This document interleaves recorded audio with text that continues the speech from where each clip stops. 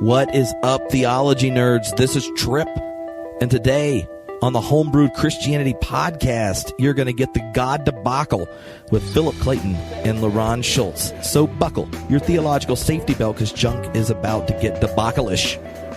I'll pause while you go look that up on the internet. I'm sure it's there. Anyway, the God Debacle was a ton of fun. It was live streamed across the interwebs. We had people in the house here at the Hatchery in Redondo Beach. And LeRon Shults and Philip Clayton both helped us think about God, like the existence of God, the reality of God, the relationship of religion, philosophy, and science. All had ourselves a little nerdy hootenanny. So I hope you enjoy it. And before we jump in to the podcast, where you'll hear about them, and there's tons of details about them and their books and all that kind of stuff in the podcast and on the website if you go to the post for this episode. I just wanted to tell you that I'm going to be out and about in the new year, and I want you to come and see me. In February, on the 4th, I'll be at GTU, Graduate Theological Union in Berkeley. Then later in February, on the 17th, I will be in Dallas for a Theology Nerd Boot Camp with Jorg Rieger. It's going to be a blast. We're going to be doing some Christology. And Jorg Rieger wrote Christ and Empire, one of the best theology, Christological politic books ever. And I wrote a book about Jesus. And we're going to be there. We're going to talk. So you can find out details on the website. And then the 18th to the 20th, I'll be at Progressive Youth Ministry there in Dallas. In March, here in Redondo Beach, we have Unfolding Theology. It is March 3rd through 5th. Y'all will be getting some information about it in the newsletter, which you should all sign up for the newsletter. Go to homebrewedchristianity.com. Sign up, because you'll not only get information about the 3rd through 5th, this interactive, constructive theology workshop, you'll also get info on how you can sign up and get 2 extra days, the 1st and the 2nd of March, added on to the event, where you get 2 whole days with Jack Caputo, Peter Rollins, doing some radical theology before the 3 days of the event itself. So if you want to get your radical theology on, your confessional theology on, back to back, have them deconstruct, reconstruct, engage, push back and forth, and all that jazz, and do it on the beach, then you should come. In April, I'm going to be in North Carolina at Myers Park Baptist Church, the 15th through the 17th. And Myers Park is one of the legendary progressive Baptist churches in the South, and they have a wonderful lecture series. I went when I was in undergrad and saw Marcus Borg there, so it'd be cool to get to go back, and people are actually supposedly gonna listen to me. Anyway, all that's happening, but right now, all the way up to Christmas, just know we're doing a little thing on the website called Give the Gift of Jesus this Christmas. And I'll put all the details after the podcast, but basically, if you give the book, my book, to people for Christmas, then you get entered into a drawing for $400+ worth of theology books, and you, your friends, family, whoever you give it to, all get to participate in an online video book club. Yeah. Anyway, so go to the website and find out more details. Now, just know this: the God Debacle is not just a debacle, and not just about God. It is a nerdy in the best way. So just know you're about to have your brain squeezed, and there are super subtle points of disagreement. They have their little kung fu philosophy moves that even if you aren't paying attention, you miss. And the crazy thing is, we're doing this and interacting with people online while it's happening. So just it was tons of fun. I'm looking forward to doing another debacle. So if you have ideas for what should the next debacle be, then let me know. @TripFuller on Twitter. Go to our Facebook page. You can do it. If you're a member of the Homebrewed community, which are the monthly donors who also get tons of extra content, or part of the Epic Reads class that Philip and I do and that kind of thing, then tell me in our private Facebook group, because then I'll know that you're I'm hardcore, I'm supporting the podcast, I want to give input. That's a good way to tell me what we should do for the next debacle. I have ideas, but I'm horrible at deciding, because I just think every good idea I have is good, and they're not always good. And how am I supposed to assess myself? It's hard to do that, especially when you just you just ooze confidence that's really just covering up my insecurities deep down. Anyway, so I hope you enjoy this God Debacle. And head on over to the website, give us some input, some feedback. Share this with your friends on the Facebook and the Twitter. Here it comes. Philip Clayton from Claremont School of Theology, author of The Predicament of Belief. Yeah, LeRon Shults, Theology After the Birth of God. They're about to collide in your earbuds.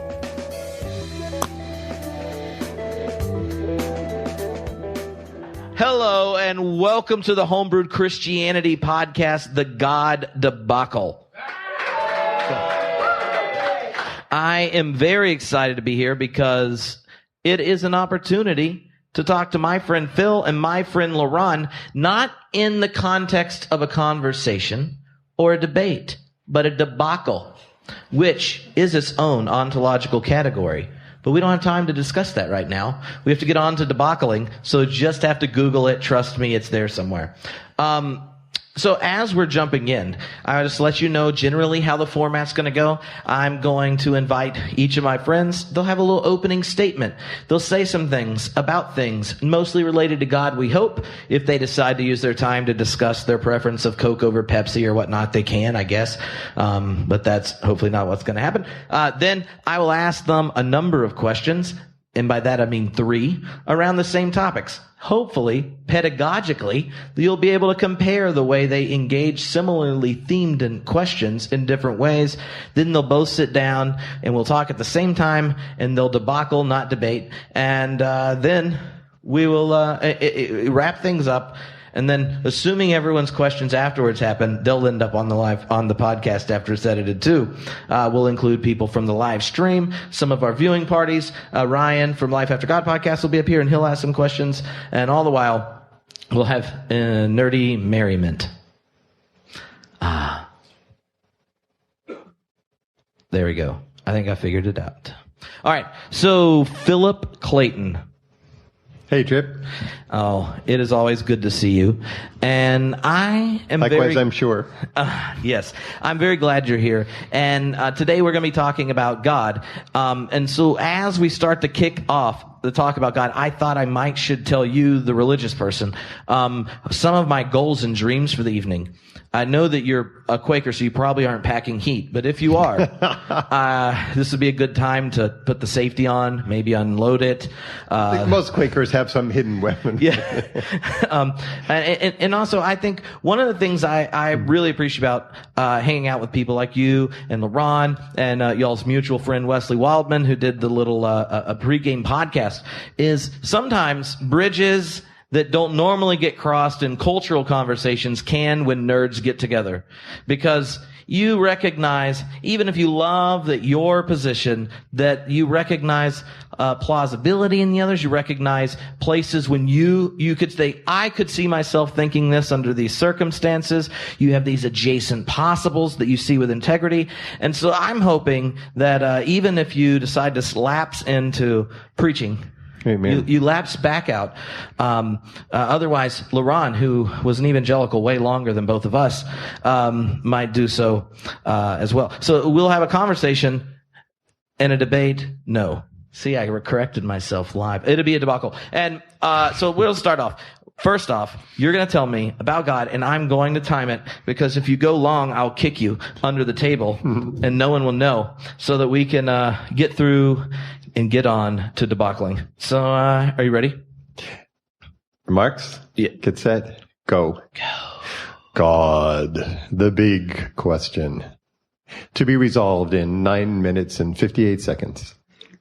What's amazing about this topic that you're introducing here with your debacle verb that you keep verbing when it should be a noun is that it's an amazing question, because by content, it's supposed to represent that most ultimate reality, that thing beyond everything else. And yet, as soon as we get into the discussion, it becomes an immensely personal question. And that's part of the paradox of tonight's discussion, I think, is that you have a topic that involves the loftiest thoughts of the philosophers, the great religious traditions, the theologians. But for everybody listening, it's also this immensely personal question wherever they come down on the particular issue. So it seemed only fair to start with the personal dimension of it, the personal side. And so I spent my life trying to take one of the most extreme positions possible on the God discussion. Though I was raised as an atheist, I had this dramatic conversion to Jesus Christ and became a Christian and a believer in God in high school. And I tried out the most conservative end. In fact, I think LeRon and I should see who could outwin the highest score on the conservatism chart. At one point in our life, if you could number it up to 100, which of us came closer? Now, I wasn't able to hold that position very long, but nonetheless, I got up there. I remember a summer just before college when I worried whether any book could have truth other than the Bible. And so, the only book that I really should be reading is the Bible. I think that's got to be a 90-something score. We'll see what LeRon thinks for that one. And I thought, well, then, we know exactly what God thinks. And so establishing true beliefs about the ultimate should be easy. And what took me out, Trip, was angelic sexual lust. I've never admitted this on a podcast before. But I just think this is going to be an honest evening, and we should just start at that level. Yeah, angelic sexual lust. Because I was reading away in my daily devotionals, and there was 1 Corinthians 11. And Paul is telling the women to wear a headscarf, right, hijab, some sort of head covering. And then he gives the reason. It says, on behalf of the angels, or because of the angels. And so I went to my local pastor and said, so what's the answer to that? Because you know the answer to everything. And he said, well, it's because if the angels see the woman's hair, they'll lust. And the women wouldn't want angels lusting at them when they're in church now, would they? Right? It doesn't worry about when they're walking up the street. It's very reasonable. Right. And I walked out. I said, thank you. And I walked out. I said, nah, that just can't be right. Whatever is true about the ultimate, it can't be that we have to worry about angelic lust just when they're in church, women are in church buildings. And that started a long fall from that high point of my conservatism that led actually to the sciences and to, a quarter of a century of working on scientific questions. So then, Trip, I thought I would try to maximize the scale in the other direction. And so I went as far as I could toward the liberal end, and it actually, my maximum on that one, so maybe, LeRon, you beat me on that one already, I think. Post-God is a little bit more liberal than still God, I think, in that scale. But it happened that my most liberal was when I gave my, it's called an Eintrittsvorlesung, my inaugural lecture as a faculty member at Claremont School of Theology. Unfortunately, we had a president who was rather more conservative, and I remember watching him turn shades of gray and then red as I gave my liberal manifesto to the faculty as the new theologian. He thought that was absolutely the wrong hire and wished it had never happened. But it so happened that a guy named Gary Dorian was just finishing his magisterial 3-volume work on American liberal theology. And he got a hold of that lecture and put me in as the final character, the culmination of liberalism in the American tradition. So I had some pretty good credentials at that point. And then I thought, that can't quite be right either, for reasons that I think will come out in our discussion. And so what lies in between those two? Did I have to choose? Do we have to either say our approach to God is through one conservative route, one text with exact statements about the nature of God and the exact meaning of everything that God said directly or through another person? And if that's not plausible, are we forced to that extreme liberal position, which in a lot of American liberal Christianity is in many ways post-theistic, so that the God word doesn't do anything as a statement about something that exists, ontological reality? And I found that we're in an age when people feel you've got to make the choice, one or the other. So if you can't hold A, you got to hold B. If you can't hold B, you have to hold A. And I suppose the key thing that my career has been about and my writings have been about is to challenge that either or. It's just not true that we have to choose between one of those two places. In fact, I think the absolutely most interesting discussions lie in the space in between.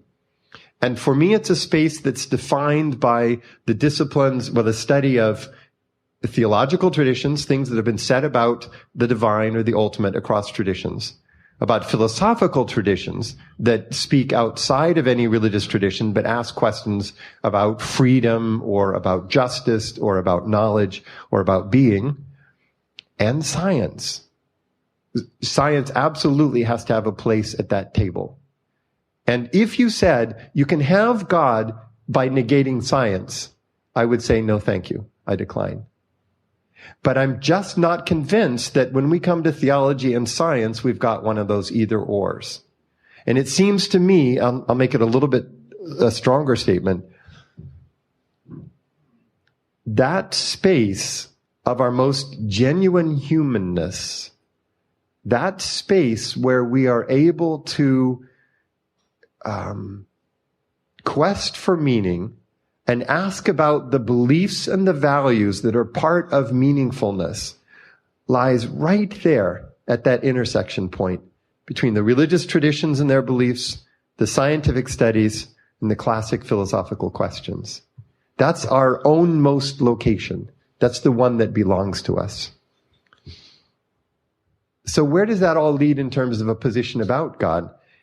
Stephen Knapp and I worked for a number of years and published a book called The Predicament of Belief, Science, Philosophy, Faith. And let me put it in terms slightly differently than we used in the book. I've got about 3 minutes, I think. And let's just say that we realize that the God question is not just about what you believe. It's about the what, but it's also about the how you believe it. I was trying to think of a metaphor for how to describe that. So the classic way is there's just the what. So we've got a line, a continuum, and you're located somewhere between supernaturalistic theism, what did you say on the Wesley Wildman discussion, the God with the trident, right? And on the other hand, you have the complete rejection of God, or the classic atheism or new atheism. That's in some ways uninteresting. It doesn't do justice to the complexity of the question. So let's turn the line into those graphs that we used to have to do in high school. So we have an x-axis and a y-axis, right?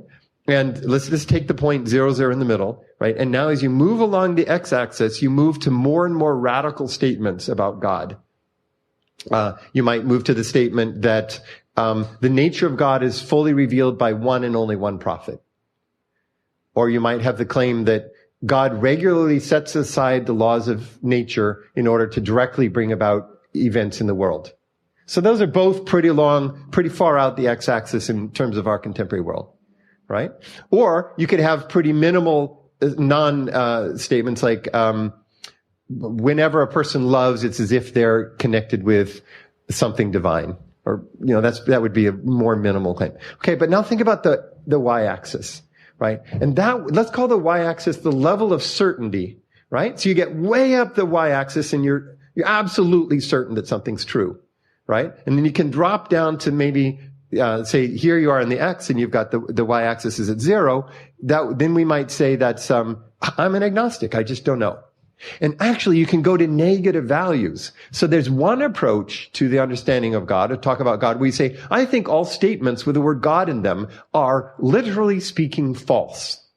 So I'm actually marking them as false. I'm below the agnostic stage, but they're useful in some way. They're useful because they are metaphors that move me, or they're useful fictions for making people toe the line or making them feel happy or whatever it might be, right? So you get the idea. What Steve Knapp and I did in the book was try to understand a series of levels that one might take regarding wherever you are in the x-axis, however radical your claims are about God, with what level of certainty do you hold them? So we identified 6. Complete certainty. Everyone who's not insane should agree with me. Then go down to sort of level 2. You have people disagree, but I think I can explain why they're wrong. And smart people like me who look at the stuff will agree that I can explain why other folks are wrong when they disagree with me. And then you get down to arguments, well, I can't quite convince everyone. The matters are so complex, the data is so unclear that I can make a case, and others maybe who don't agree with my view can say, well, you've made a strong case. That's it's rationally indicated for a person with your kind of assumptions or background or experience of God. And you can go down to a fourth level and say, it's so complex and it's so unclear that you can't even say that for a person like you, it's rationally indicated. All you can say, it's permissible for you to hold these beliefs about God, or the belief in the existence of God of this fashion. Do you understand? These are huge stages as we go down the list. And then there are two more that are below the line. So you don't actually believe. One would be a sort of hope plus faith that there might be some truth in this. And finally, useful fiction or useful metaphor. I hope that in the discussion today, we can work on both axes. The axis of how strong are the reasons and how strong are the claims.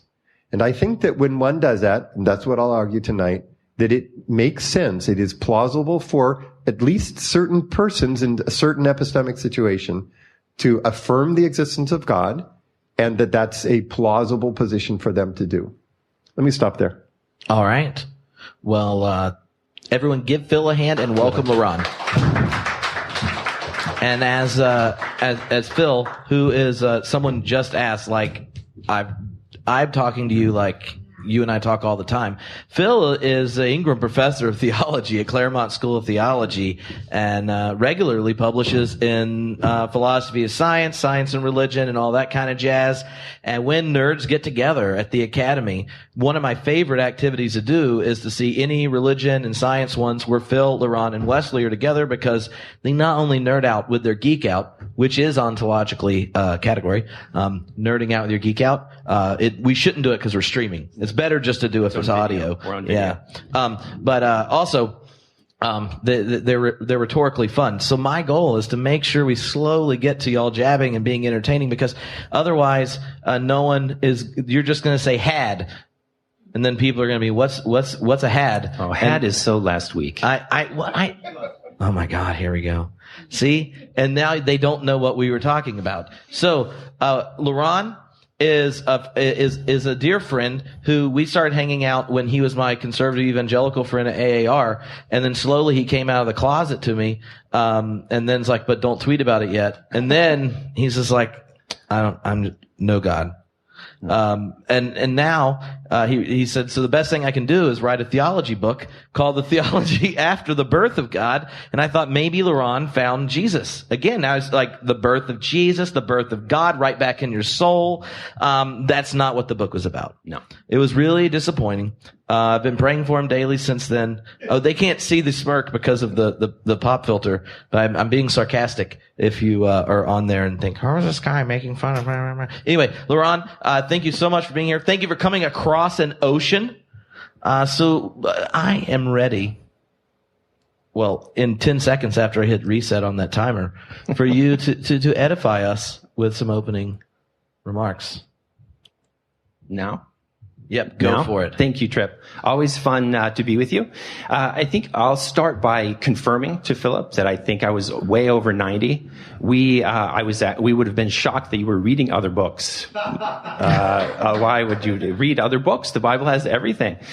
And also, I should also begin, lust was also a key factor in my journey, but it wasn't angelic lust. I was raised a charismatic Pentecostal, second outpouring of the Latter-day Rain perfectionist.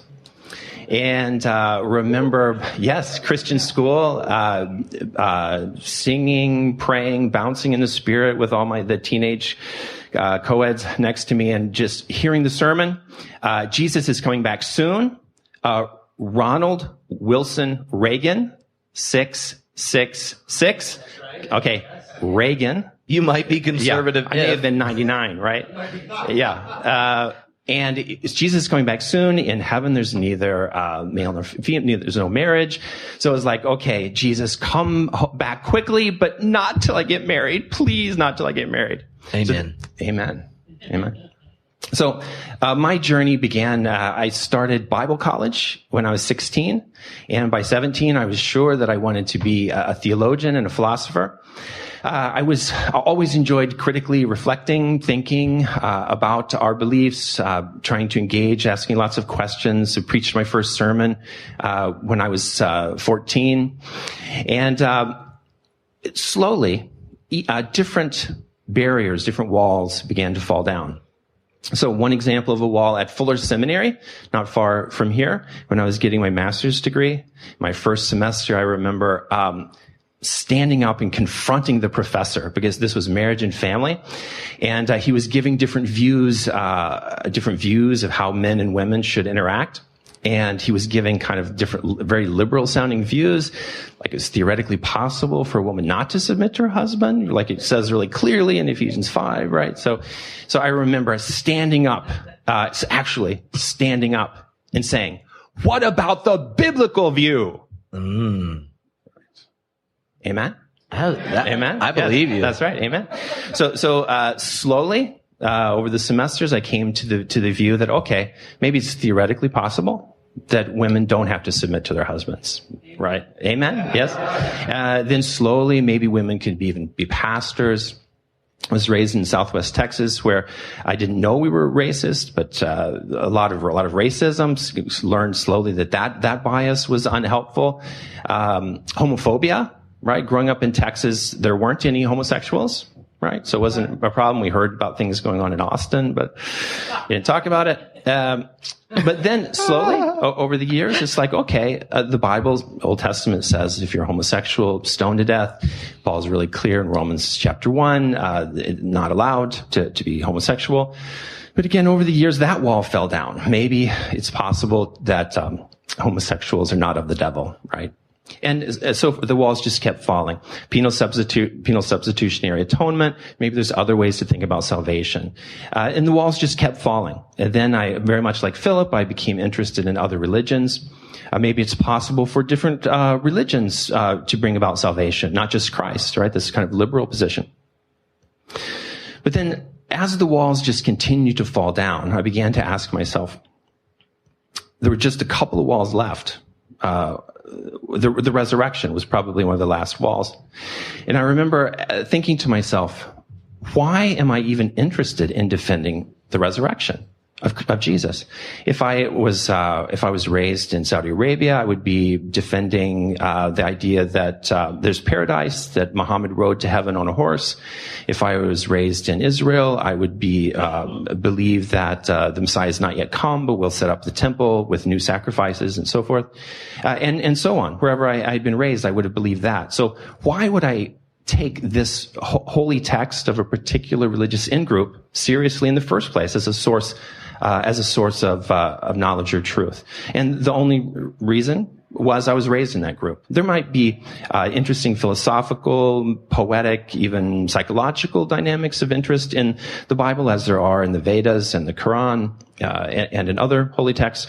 But to take it as a supernaturally authorized authority, just that wall finally fell down.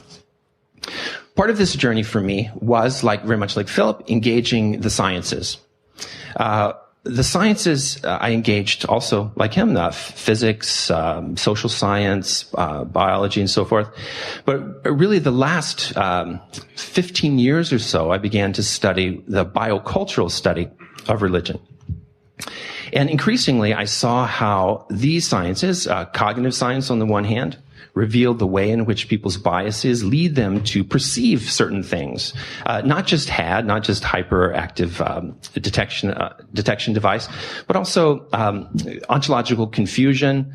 People get confused about ontologies. There can be a statue that cries, or a mountain that gets angry, or a resurrected person who walks through walls. So ontological confusion leads people to believe in certain things that are memorable, easy to remember, ritually engaged. As people ritually engaged, I learned through my study of cultural anthropology and other sciences, this ritual engagement leads them through the sort of synchronic movement to fall into confirmation bias, to believe what the people around them believe.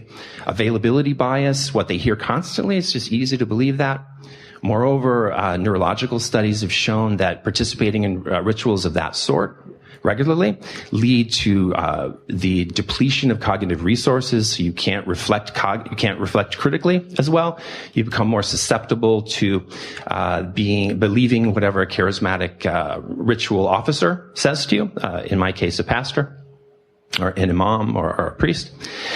And as I saw these things, I realized over time, came to the position that not just Christianity, but every religion is a result of naturally evolved biases that were once really helpful. When our ancestors in the Upper Paleolithic needed to survive, for all of them in their groups of 40 to 80 to believe in the same sort of punitive disembodied spirit, animal spirit or an ancestor ghost. If everyone believes that there's hidden secretive forces either controlling the weather or helping you catch the animals you need to catch, or ancestor ghosts who will punish you if you disobey the norms of the in-group, then those groups are more committed. You have fewer cheaters, freeloaders. Everyone follows the rules and cooperates and commits to each other.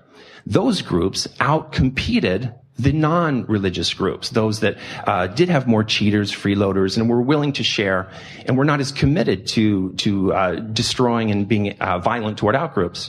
So this is why we've all inherited this phylogenetic tendency to look for hidden agents when we have an ambiguous phenomenon, something we're not clear about, especially if it's scary. Like death, what's going to happen to me after I die? What's the ultimate value of life? These sorts of questions, something ambiguous. We've evolved to guess there must be a hidden agent. There must be some supernatural force that my in-group happens to ritually engage. So this was really helpful, again, in the Upper Paleolithic. It held groups together. As groups got larger and larger, through the axial age, you get bigger and bigger gods who can watch over more people, punish more widely, know more powerful. Eventually, with the West Asian monotheisms, you have an infinite supernatural agent who punishes or rewards eternally, right? So it expands this sort of evolved biases, defaults to infinity and eternity, right? Which is extremely hard for people to actually get. It kind of doesn't make sense, which is why theologians have jobs, right? To keep trying to make sense of it. But in fact, lots of research shows that the difference between nerds like us, right? Theologians, the intellectual priestly elite who teach in seminaries, that what they argue about, including, I would say, 6 different ways of being certain and reflecting one's rationality, may be interesting to a small group of intellectual priestly elite associated with a particular religious coalition. But the vast majority of people simply look for particular finite supernatural agents that will help their group survive. As they do that, they become automatically, the research shows, antagonistic toward outgroups, more superstitious and looking for their gods to explain what's going on in the world.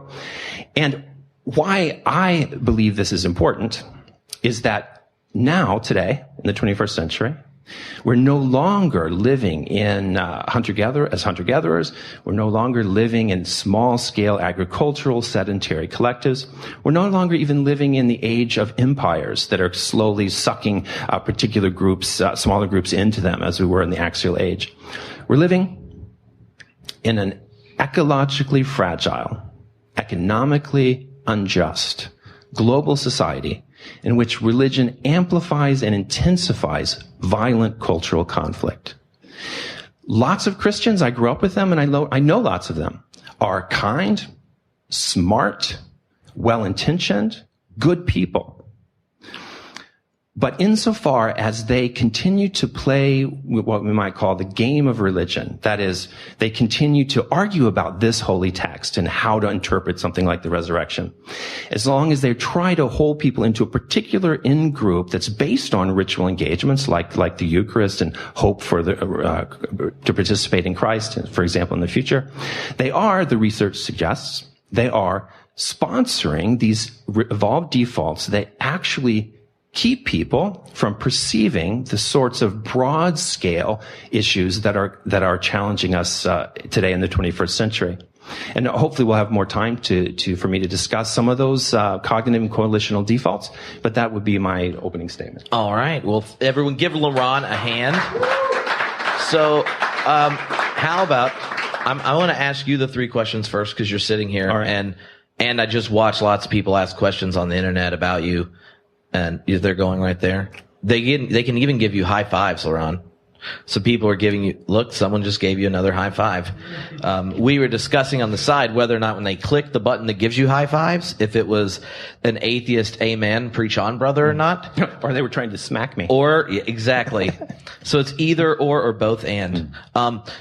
The couple things that I think that might be helpful is, one, in your book, you differentiate between the birth of God and bearing God. Can you kind of briefly state, why you come up with this atheist radical type theology that's worried about the birthing and bearing of God? Sure. The main contrast here is between the birth of God and the death of God. Everyone knows Nietzsche came up with the idea of the death of God. My experience was, as I read through the late 19th, 20th century, theologians, the intellectual elite of a particular religious coalitions in monotheism, have found it relatively easy to dismiss Nietzsche. Primarily because, again, 99% of the people in the pews are not engaging this abstract kind of infinite agent that lures people somehow but doesn't actually interact in the world. What most Christians and most Hindus and most Buddhists and so forth are actually engaged are ideas of agents who, again, are particularly concerned with their particular in-group. So I set out to develop a critique of religion, which for me, religion is shared imaginative engagement with axiologically relevant supernatural agents. So in my research, every known culture, past and present, has this widespread tendency for people to ritually engage with invisible disembodied spirits that they believe have some concern for their in-group, right? And including Christianity.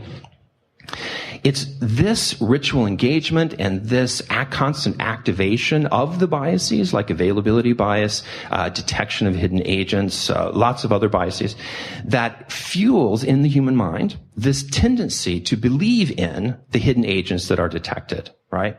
But it's not enough just to say, oh, maybe there was an ancestor ghost that moved in the forest, or maybe Jesus healed my headache, or maybe that was a demon tempting me, right? It's not enough just for an individual to have a counterintuitive, memorable idea.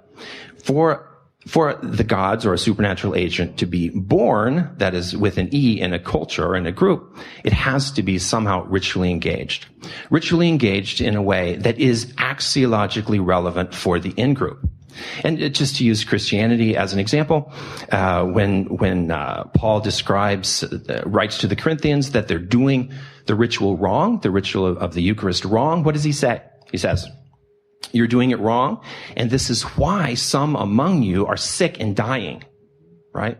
So he's getting their attention. People are dying because you're doing the ritual wrong. Why? Because God is coming. Christ is coming soon in order to judge whether you're really Christians or not, whether you're in the in-group or not, right? So this is just the kind of ritual that you need to hold together a small-scale sect that's dividing from, in this case, Judaism. This belief that you have to get the ritual right with the people around you and send costly signals that you really believe. You detect a punitive hidden agent that if you don't do it right, you will get sick or die, or the people around you will get sick or die. This works to hold groups together, right? It really works. But it also automatically, this cross-cultural psychological experiments have shown, lead to outgroup antagonism, a willingness to punish others, to be violent toward cultural others. So for this reason, I think it's important to be really clear and have the talk about where God's come from and why people keep them around. To be sensitive, not to infantilize, not to insult, but to be really clear, because these biases are keeping people from naturalistic explanations of climate change and secular answers to cultural conflicts and economic injustice. and reinforcing the very biases that are generating the problems. So, when you're kind of receiving your tradition, thinking through, getting critical, reflecting on, you also in your text talked about mystical contemplative tradition. A number of the questions, and I thought about asking this later, look, I read LeRon, and it seems that they're talking just about. They use the word religion as if it applies to everyone, but what they're really talking about is Western monotheism. How does this notion of in-group, out-group, and this thing relate to kind of non-dual forms of spirituality in Eastern religions where they aren't losing any sweat if you tell them that they're not a theist? They're, congrats. Right, high five. Because I feel like there's a lot of people after they engage religion through kind of critical thinking, they're like, yeah, but I'm a Buddhist and Jesus is my guru sometimes. Or Taoist or Confucian. Yeah. So how does your kind of generalization about religion impact non-theistic religions? Sure. Great, good question.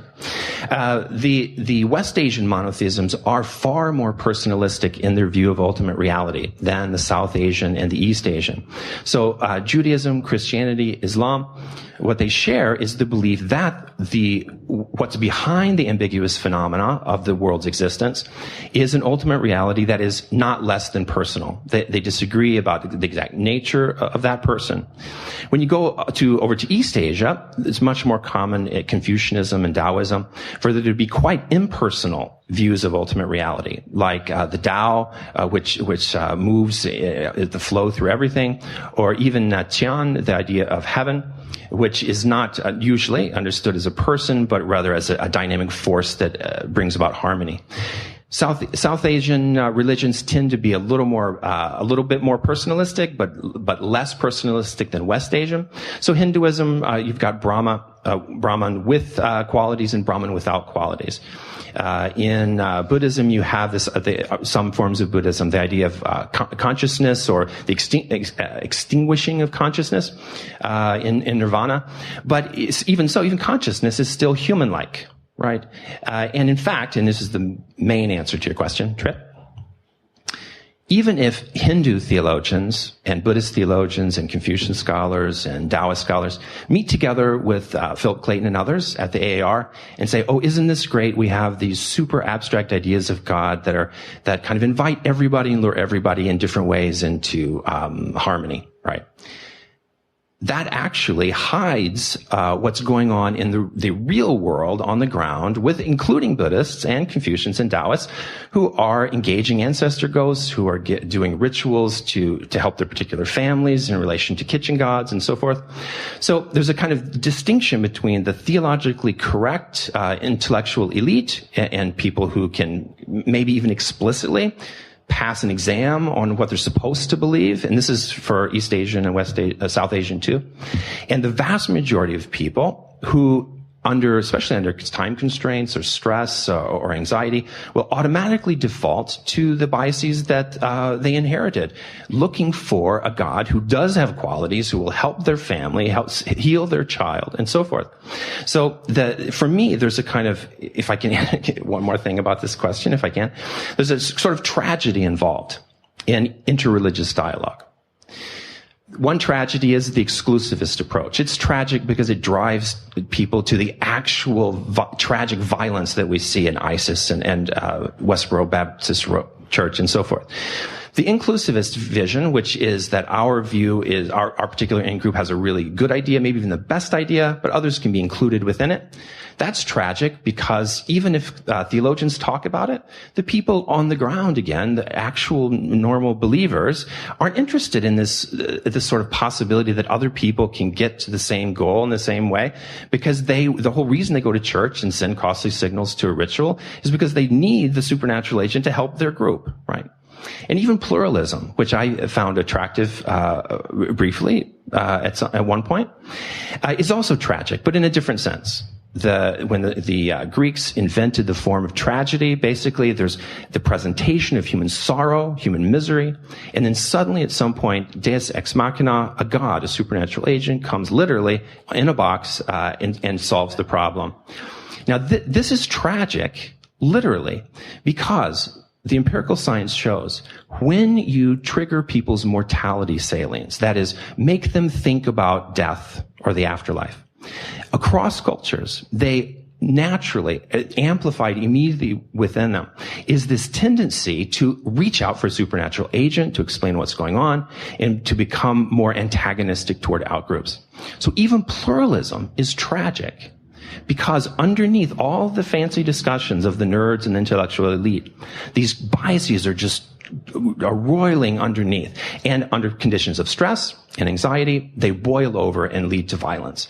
Even when it's not stressful, they lead people to try to interpret things like climate change or economic injustice in ways that they don't perceive what could be very clear. The hand of Satan. Right. Oh. Well, besides the hand of Satan, also naturalistic explanations, which are really the hand of Satan. Uh-huh. Yeah. Yeah. But, so a couple of questions came in with this kind of tone. LeRon, could you explain how the same type of explanatory discourse couldn't get turned towards kind of secular naturalist and see that that this kind of discourse is just as confident, just as dismissing, just as universalizing about everyone that's not on your side, like all religions are the same, blah blah blah, as an evangelical would if they were sitting here, or a fundamentalist of any type of religion. Yes, it could be. Some atheists are overconfident and belligerent and infantilized. But it's important, if you're a Christian, to always make fun of them now, so that you know we can be friends. So yes. You should go. I was just giving you. That's how you. That's how you let your more edgy atheist friends know that you're not going to kill them. Is you make jokes about the real conservative religious people that make you feel safe. They make me feel safe. Yeah. Well, it's all part of this way we end up drawing, I think, from your a very different lines. Where, so like a way to have our conversation as pluralist, enlightened Christians with the scientists of different religions, then we end up belittling what you're saying would be the large mass of people in every religion. Like, if 2 or 3 people from all the churches in Los Angeles got together, and they're the PhDs who are philosophers, and have a conversation across religions or no religions, there'll be surprising correspondence on what they think about God, the ultimate reality, science, these type of things. And part of signaling when you're in an academic conversation is to let everyone know you're not like 99% of your religion. Can I answer the first question? Yeah, but okay. One of the questions, they're like, why how doesn't this rebound onto me? Right? Why isn't it also true that I'm biased and I have my own in-group that's atheism and so forth? Right? So the first step in answering that question is to be clear on what we mean by atheism. Of course, people use the terms in different ways. I try to be really clear in my book, in my other book that came out last year, exactly what I mean by atheism. For me, atheism is making sense of the world and acting sensibly in society without appealing to supernatural agents or authorities. In other words, it's taking a naturalistic approach to explaining things that are confusing or ambiguous, not guessing there's a ghost or a supernatural agent or a luring divine power. And it's secularistic in the sense that it says if we're going to act sensibly in society, the best answer is not to look at particular holy texts of an in-group about the resurrection of somebody or paradise or whatever it is in the particular holy text, but rather to look around, discover the most we can about the situation, and pragmatically engage it in a secular way. So for me, atheism simply means being metaphysically naturalistic and secularistic. So why isn't that biased? Well, first, let me say, of course I'm biased. I'm confirmation bias, availability bias. All these biases affect me, and I work really hard to be aware of them and try to be open to the fact that there are biases within me that I haven't yet seen. I know that that's true. I've had enough therapy.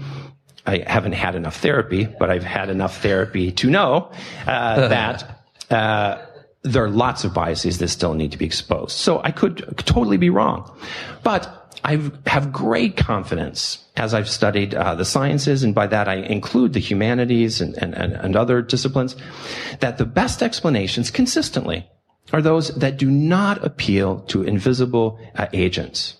That if I'm doing a chemistry experiment and something strange happens, I don't guess, oh, maybe it was a ghost, right? You just don't do that. The best explanations do not include invisible spirits. They deal with natural causes. And the best way to organize society, in my view, in this context, not in the Upper Paleolithic, not in the Actual Age, but today, in an ecologically fragile, economically unjust world in which these biases are keeping people from perceiving the problem and intensifying the violent conflicts. In this context, secularistic ways of organizing the social field, right, non-segregative kind of inscriptions, and naturalistic explanations of the world, that is not superstitious interpretations that guess a hidden agent behind things, those are, I think, our best hope for solving the global problems that we, as all of humanity, have together. So I'm not interested in forming a new in-group. I'm interested in having people challenge my biases. My experience is that many atheists, most atheists that I know, are not interested in in-groups. They're interested in discovering ever more biases so that they can figure out how to make sense of the world and how to act sensibly in society. That's why we have small groups and accountability partners, LeRon. Well, I forgot about that. I know. So if there was a ecological collapse and society goes backwards, would all of a sudden LeRon comes out again? He's like, by the way, my first book, God Now Works Better, because we're in this like apocalyptic situation. Yeah, highly unlikely that I would, but in fact, it's very likely that religion would go up, because if one looks at the various structural equation models that sociologists use to study from world value surveys across the globe. When education goes up, people have different ways of explaining things, religion goes down. When existential security goes up, people are less anxious, religion goes down. When people feel a sense of freedom, they can choose to do what they'd like to do, they're not feeling pressure from their parents or the people around them to engage in rituals, religion goes down. When there's pluralism, when people are encountering other sorts of cultures, other sorts of beliefs, religion goes down. So if any of these things happens, then naturally if education goes down, if there's a catastrophe, stress goes up, people don't feel existentially secure, if they become isolated from others because of some thermonuclear war or something, then there would be, at least statistically across the population, a tendency of some of the people to grow in their detection of supernatural agents and their anxiety about the in-group. I think many people, me included, I don't think a catastrophe would lead me back to Jesus. Well, I just meant that religion would now be good for the world if you needed tight in-groups that were pulling together to find the few seeds that were not GMOs. Yes, if the climate, it was really a joke on the comments. It was just a comment joke. No, I know you were just getting so excited about it. I thought it was going to be like a 30-second aside, and then you're like, yeah, and my next book is Theology After the Walking Dead, Bearing God Again.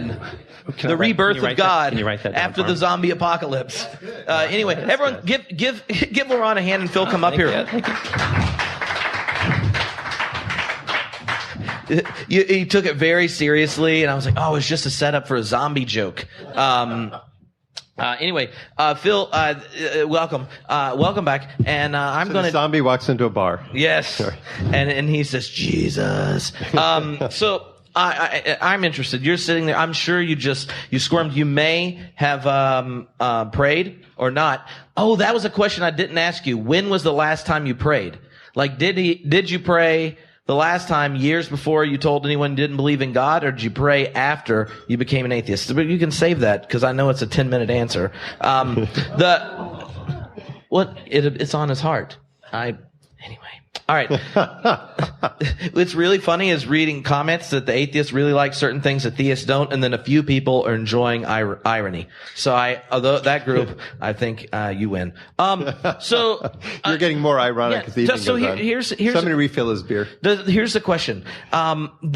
LeRon in his book and in there kind of differentiated the type of atheism that he's kind of developing and from the 19th century atheists. It's way too easy to deal with Feuerbach and Marx and Nietzsche. Maybe you could tell me what kind of atheism is the most challenging for you as a Christian philosopher who engages science, and which ones don't keep you up at night? Mm-hmm. That's a great question. The atheism that doesn't keep me up at night looks like a conclusion of a syllogism or direct derivation from the data. And LeRon is really careful in the book to say that's not how I'm arguing. I'm not trying to give you a deductive argument. I'm actually challenging bad reasoning on the theistic side. But I have to admit that it still sounds to me like a position that now we know about the biocultural evolution of religion, we have to conclude atheism, or the plausibility of theism is lost. And that simply doesn't keep me up at night. I'm going to stop there until LeRon and I can go back and forth on that one.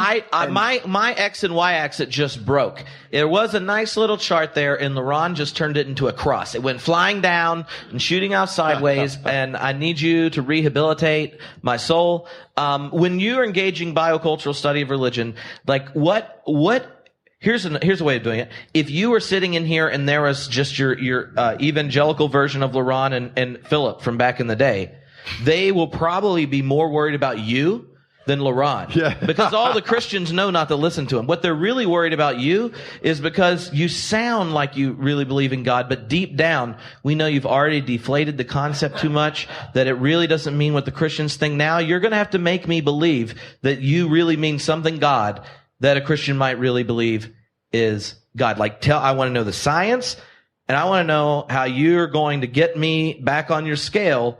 Because it was all nice and good until Senior Zombie just stabbed it. And I just don't know what to do, Phil. And I'm halfway through my dissertation, and considering Tripp said, I'm actually going to write on Feuerbach, and this Christology thing was a total mistake. And he has just decided that Jesus' book is being unpublished. He's going to burn it. No. Right? It fell stillborn. No, the best thing that an atheist could do right now would be to buy 100 copies of my Jesus book and not read it. Don't read it, but just have it so that no one else does. In fact, thank you. That's a dare over this podcast. Every atheist in the country should buy 100 copies of the book so she cannot read it. Yes. We don't have enough money.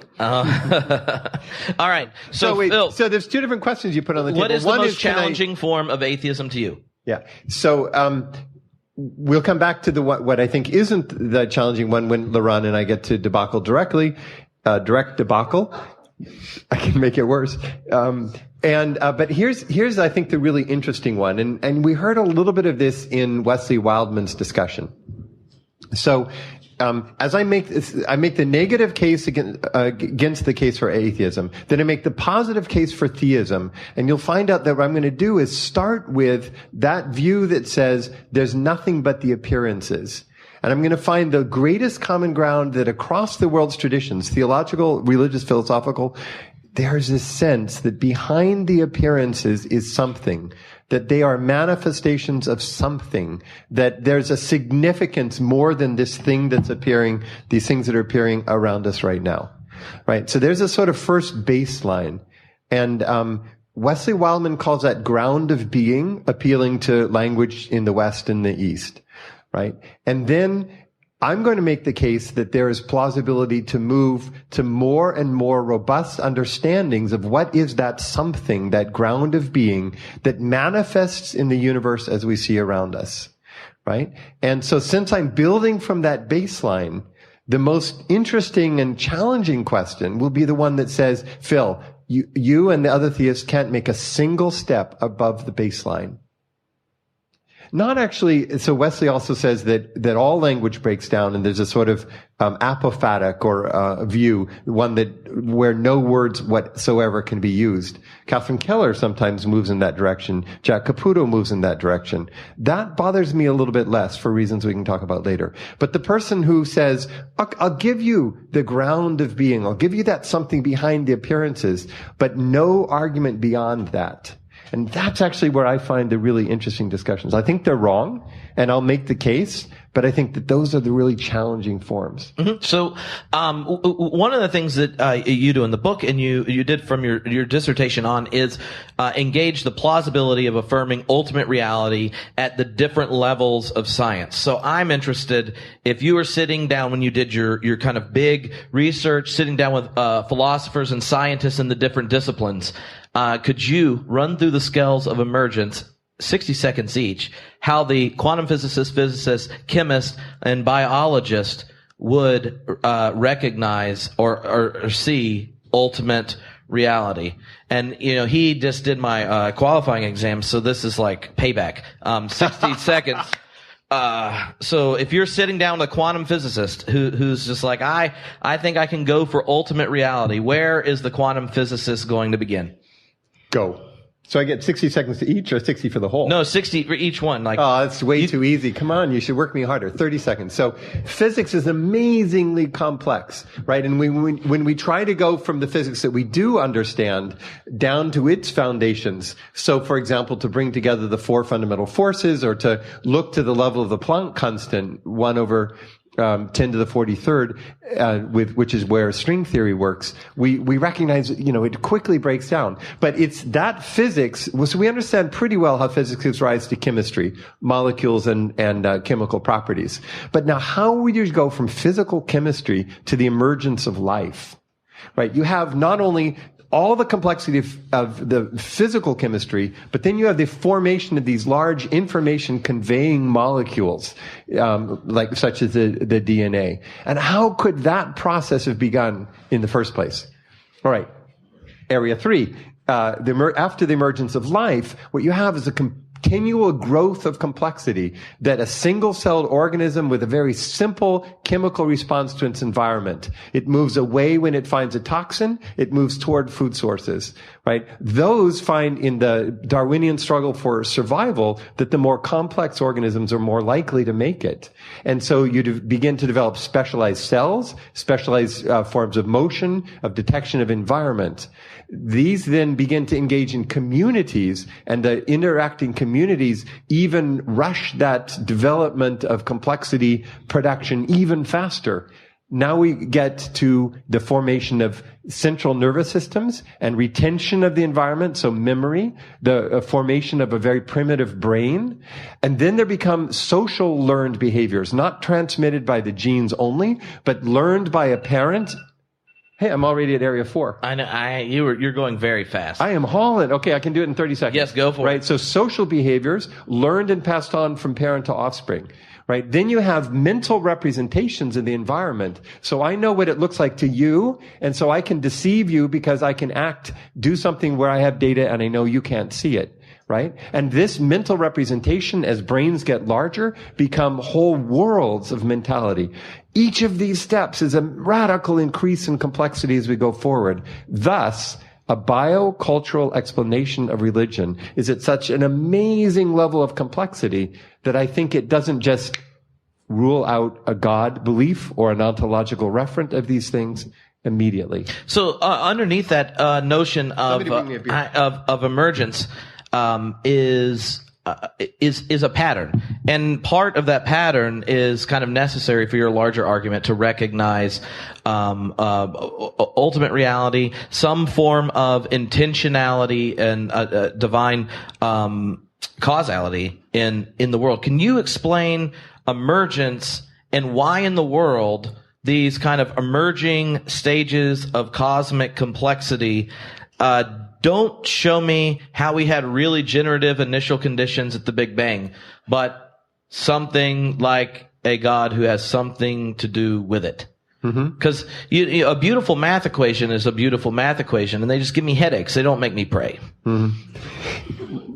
What we encounter in natural emergence is so completely beyond our explanatory grasp. One of my favorite quotes is from Jerry Fodor, and he said, nobody has the slightest idea how anything material could be conscious. In fact, nobody even knows what it would mean to have the slightest idea how anything material could become conscious. So much for the philosophy of consciousness. Brilliant statement in the New York Times a number of years ago. And now you go from the mere existence of consciousness to explanation of human ideation about forces and grounds of all things whatsoever. So for me, it's almost a category mistake to say, well, from these lower level accounts, we can rule out the reference. Why not engage in another kind of reflection or speculation which is innate to the human condition? To wonder about the existence we've been given, to respond to our world with awe, to sense the reverence toward that something sacred around us, that, as Wordsworth says, a sense of something far more deeply interfused around us. And that finds us naturally as we delve into consciousness, whether in philosophy or art or religion or a walk in the forest, a sense of a something broader. And when nothing blocks that, then why not engage in the reflection? Initially, it rises up like an intuition, and then over time, we critically reflect. In a theological tradition, across theological traditions, with critique from philosophy, critique from science, impulse from the arts, whatever it might be. Why would we think that this isn't an opening up toward a deep insight about our ultimate nature? Why would we close the doors on what is so obviously built into the nature of who we are? Well, how then do you see one of the predicaments and people in the comment section, they're just like losing their mind on both sides. They're thinking like, obviously, if you just did cognitive science of religion correctly, it would explain away religious phenomena as something other than a phenomena explained away by cognitive science of religion without God. And you're sitting there going like, have you looked at emergence, the way the world works? Like, why would you think one explanatory discourse right here after all these stages of emergence somehow explains ultimate reality that's always been present in the midst of the whole thing? Question. Like, how are you not talking past each other? Well, in one sense, obviously, we're completely talking past each other. But let me say why they're wrong. Let's get to the point here. All right. We had the idea that if you suggest the function of something, some belief, you've shown why that belief is false. And I want to say to maybe classical religious people, get over it. We actually are getting better and better at explaining the functions of religious beliefs and practices. On the other hand, I want to say to the biocultural critic of religion, to explain the function of something doesn't answer the truth question. It doesn't answer the ontological question. Second, we explain the history of an idea. We explain its genesis and how it developed over time. To the classically religious person, I said, you think that it can't be done? Get over it. We know how religious ideas, including core biblical ideas, have evolved over time. We are faced with deeper and deeper understandings of that. But to the biocultural critic of religion, I say, to tell the history of an idea doesn't make it false. A point to his credit that LeRon clearly acknowledges in his book. And finally, most generally, science. We are going to gain massive knowledge of the world around us and of how our brain produces ideas. Brain science is in its infancy, and what we'll see in the coming 5, 10, 15 years will knock your socks off. To the classically religious person, I say, who has the dualistic understanding that consciousness floats out there with no connection to the brain, you've bet on the wrong horse. You are going to be confronted with deep correlates, close and empirical correlates between brain states and conscious ideas. Yet, to the biocultural critic of religion, I say that does not rule out the arguments that we produce, the nature of what it is for us to be a person. We just are far more complex than any simple explanation of that sort. Mm-hmm. And the last question, before LeRon comes back up here and we can let his sexy bald head sit right in the middle, Oreo style,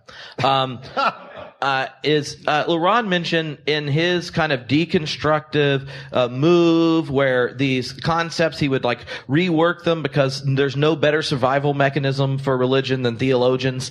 And then it's like the last straw was the resurrection.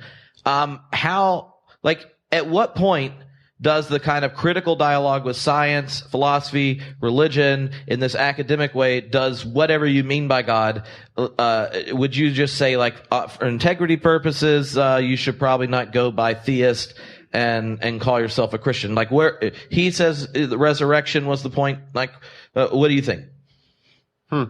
If a reductionist, what I would call, for simplicity's sake, a reductionist account of science turns out to be true, if we can make the links downward so that each step of emergent reality is fully explained by the lower step, and that's fully explained by the lower step. So, for example, if Crick is right that you're nothing but a pack of neurons, right? Then religious ideation is false. Who was it in England who was practicing not being a self and not being free? So if we were actually able to establish that our behaviors were fully determined, that there was no indeterminacy or any play, then we would know that our formation of ideas is a simple deterministic process of particular brain patterns. So if reductionism wins, religion has to go. It becomes, as E.O. Wilson said in that famous book, Consilience, right? All knowledge is in the realm of science, and religion gets feelings, affects, aesthetics, nothing cognitive whatsoever. But ladies and gentlemen, we're a long way from that. In fact, I think we have overwhelming reasons to think that full reduction is impossible. All right. Well, come on, LeRon, come back up right now. All right. No, Phil, you have to sit on the end. You're both sitting down. Yeah. And I'm going to zoom the camera out so it's always fun to have a remote control of a camera. You didn't know this, but I'd actually zoomed in right. See, here's the funny thing. They whisper, "This is fun." Oh yeah, it is. That's how you know nerds. It's like, luckily you're both married. Otherwise, so romance. Here, I want to do something, and we'll see if it works because the current pastors and ex-pastors in the message board are simultaneously frustrated that the never introduced to sophisticated religious thought on both the theist and atheist side are sitting there not getting what either one of you are arguing. So we're going to play a game called active listening. I was trained in pastoral counseling. LeRon, using this is a safe place. I want you to know that. I would really like to create some moments of understanding. So if you could in the most generous way possible, articulate what do you experience and hear when Philip's making his argument? Like, how would you describe it where Phil would say, "I think LeRon understands me"? And then, Phil, you're going to have to do the same thing, because opening lines of communication begin with recognizing and giving the other dignity. All right. But you don't have to make eye contact with him when you do it. All right. So. Now? Go? Yes. I think that I understand Philip well, because he's extremely clear as a writer and as a thinker and as a speaker. If I were to try to repeat his position, it's that the most plausible view of ultimate reality is that that ultimate reality is not less than personal. The reason why we believe it's not less than personal includes evidence, his interpretation of that wasn't good. Look. No, I can't say his interpretation. It has to include looking at the science, and that science suggests that a reductionistic approach cannot actually lead someone to be compelled to disbelieve in a personalist agent that is the best explanation for ultimate reality. So a lot more complex than that, but I think that's at least the main point of the first part of his book. All right, Phil. Now that you just should have your heart warmly just opened up right there, because he took time to read your book, and he's trying to articulate it in a faithful way. If you were to decide you're no longer going to bear God as a theologian, and LeRon inspired you, how would you articulate LeRon's theses? LeRon would say, "Look, Phil, you're smart, you're clear. You don't make the blatant mistakes of so many theists, but you just don't take it all the way. You begin to recognize, you're following a little bit too far behind me, and you're not recognizing where the argument is pointing. And what should finally be the nail in your coffin from which no resurrection can free you is to recognize that as biological study of belief and cultural study of belief or cognitive neuroscientific study of belief come together into a single explanatory framework, we now are able to account for the functions that religious belief play and the origins of such belief. And when you recognize that we have an empirical account and that religion, which doesn't accept this, so often has negative consequences, you should just let it go. So here's the next question. I want to know at what point you're not grading each other, so it's really okay. At what point do you see, or how? I put it this way: where does causality happen? Like, how far up the emergent ladder does causality happen? One of the I'm trying to find places you agree, and I can guess some of them.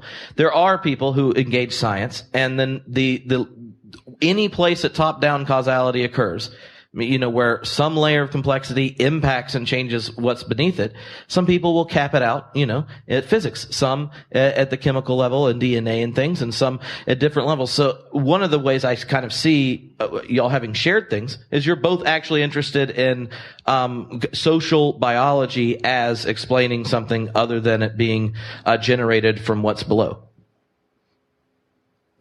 Yes, me first? Yeah. So this would be one example, and I hope we come back to others where I really think that Philip and I are talking about different things. So for me, I wouldn't approach the theory of emergence in the terms of bottom up and increasing layers like that. I would describe it much as Manuel de Landa does, as this is the result of cascades of symmetry breaking bifurcations, which lead to increasing complexity, folding over and within each other through the different processes that Philip described. What Philip sees is the X or Y axis. I can't remember. I think I would have a Z axis, which really rejects both. It is not either or. How do we respond to ultimate reality, conservative or liberal?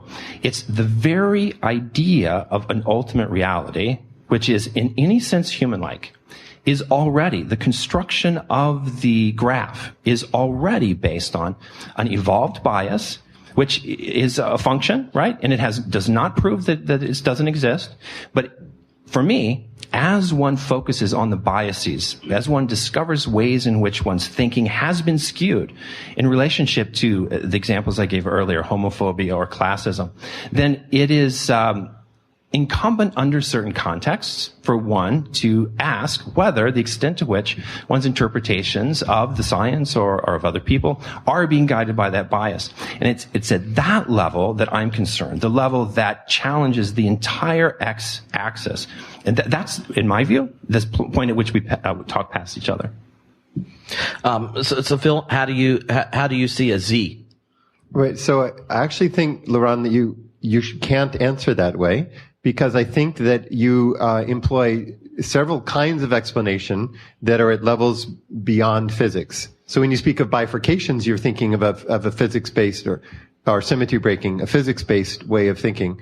And there are people who say that all causation is the causation of microphysics. Little powers, energies, and matter at the physics level are the sole source of explanation. And finally, all explanations should be reduced down to that. But a biocultural explanation of religion says that one thinks that biological explanations do explaining in their own right. And not only that, but beyond biology and emerging out of it is culture. And that cultural explanations also play a role. And there's where it gets cut off. Because then when people move to consciousness-based explanations or definitely theistic-based explanations, they've gone beyond the pale. But I think you're committed to a robust kind of biological explanation and of cultural explanation, and then you say stop. No, see, this is, again, we are talking past each other, because I wouldn't see it as starting from the bottom and working up. I would say, I do think that consciousness and culture and these other things are causal. I mean, the properties of water can cause a fire to go out that a hydrogen and oxygen wouldn't cause the fire to go out. I'm much less impressed or worried or anxious about consciousness, we see all kinds of animals and organisms, or even amoeba, to the example you gave, engaging with their environment in different ways, trying to find values, trying to adapt and connect with them in increasingly complex ways. For me, the question is not how many symmetry-breaking bifurcations do you get to before you stop? That's, for me, the wrong question. Metaphysically, for me, it's simply a pure plane of eminence. All causality is at the level of energy, space-time, matter, and that doesn't mean physics. It doesn't mean chemistry. It means everything that exists. So how does, take one step back. Now imagine your students are listening to this, Phil, and they want to know what kind of metaphysical move that was. And LeRon has to actually believe that you explained his metaphysical move. To see students just freak out the moment you start, they're like, well, I don't even know what they're talking about, but they might know what the other one might be talking about. What is the metaphysical move that LeRon's making, and how would you and not collapse things to the same type of plane of immanence? Right. So I think that we can't make progress in this discussion if we only have two positions on the table. That's why I opened this podcast in the way I did. That there's naturalism on the one side and there's supernaturalism on the other. And that just is not nuanced enough to make sense of the discussion. So I speak of multiple layers and I try to understand evolutionary history of the cosmos, and particularly on this planet, because I think that gives us some data. In fact, I think when I do that, I'm playing the same game that the biocultural student of religion is playing, which is to understand genesis, processes of things emerging. And when you use terms matter, energy, then you've put us into a physics discussion. When you speak of evolving complexity, then you've put us in a biology discussion. When you speak of plausibility structures, you've put us in a cultural discussion. I don't need to level them if that bothers you, though I do think that there's a historical progression where these types of complexity emerge. But I do think that we have to get anywhere, and not just the two of us really, but the questions that A Year Without God raises are the questions of spaces, and the people who listen to that podcast. It's a question of spaces that are no longer that old naturalism and supernaturalism distinction. That's just not complex enough for us as men and women in the 21st century in a global discussion of religious claims and counterclaims. So LeRon, maybe you could say a bit about how I just hear your Deleuze book sneaking in here. Can you say a bit about how your engagement with Deleuze frames the way you ask the questions in kind of engaging philosophy of science? Yep. With trying not to go into too much detail to lose or annoy the posters.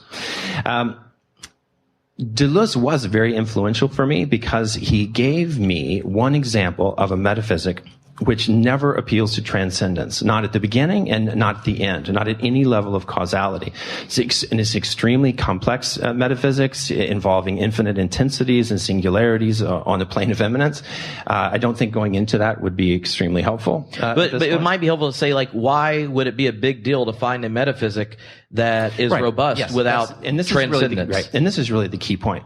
What I see Philip and the vast majority of theologians and the intellectual priestly elite of West Asia, South Asia, and East Asia doing is, when confronted with an ambiguous phenomena like the existence of the world, guessing there must be something beyond. There must be an object beyond it. This one way to interpret that, the way I interpret it, is that this is one more example of a natural bias that evolved, in this case, object bias. People automatically essentialize and think there must be something beyond that is causing something else. In the case of the most abstract philosophy, this is a transcendent reality, an ultimate, that than which nothing greater can be conceived, actus purus, and so forth. But why make that move? That's my whole point. Why not simply apply what we've learned from the value of scientific inquiry, not just physics, chemistry, cultural anthropology, but all disciplines do not appeal to supernatural agents. Take the level of cultural anthropology, for example. You don't, a cultural anthropologist thinks that a culture or cultural ideas or a ritual have causal effects, right? Obviously they do. But do not assume or even guess, qua scientists, that there is in fact a supernatural agent that is behind the rituals. So my point is, in my view, the most plausible explanations at every level, physics all the way to cosmology, are those that do not rely on this naturally evolved bias to guess that there is something human-like, and in fact coalition favoring, that is behind what we can't understand. I am at awe at the universe. I wonder about the world. I am really concerned about the deep values that can help people survive in the 21st century. And my argument is that these biases that have, in fact, driven great philosophers, South, East, and West Asia, to this direction of a transcendent ultimate reality that is, in some sense, at least in the West, person-like, is simply one more example of the kind of bias that helped us survive, looking out for predators and prey and so forth, but it's no longer helpful. Okay. This is I think a really important discussion, point in our discussion. Because you just passed over what I think is an amazing point of connection that we could have.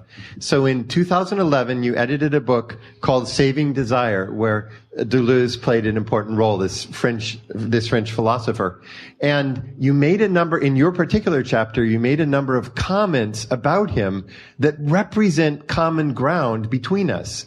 And I think between many of the people in this room and on the podcast, for whom these questions really matter. And you used a phrase in Latin, which is always good for the theologian to jump in. Because you can chant it at church. Exactly. So I want you all to repeat after me.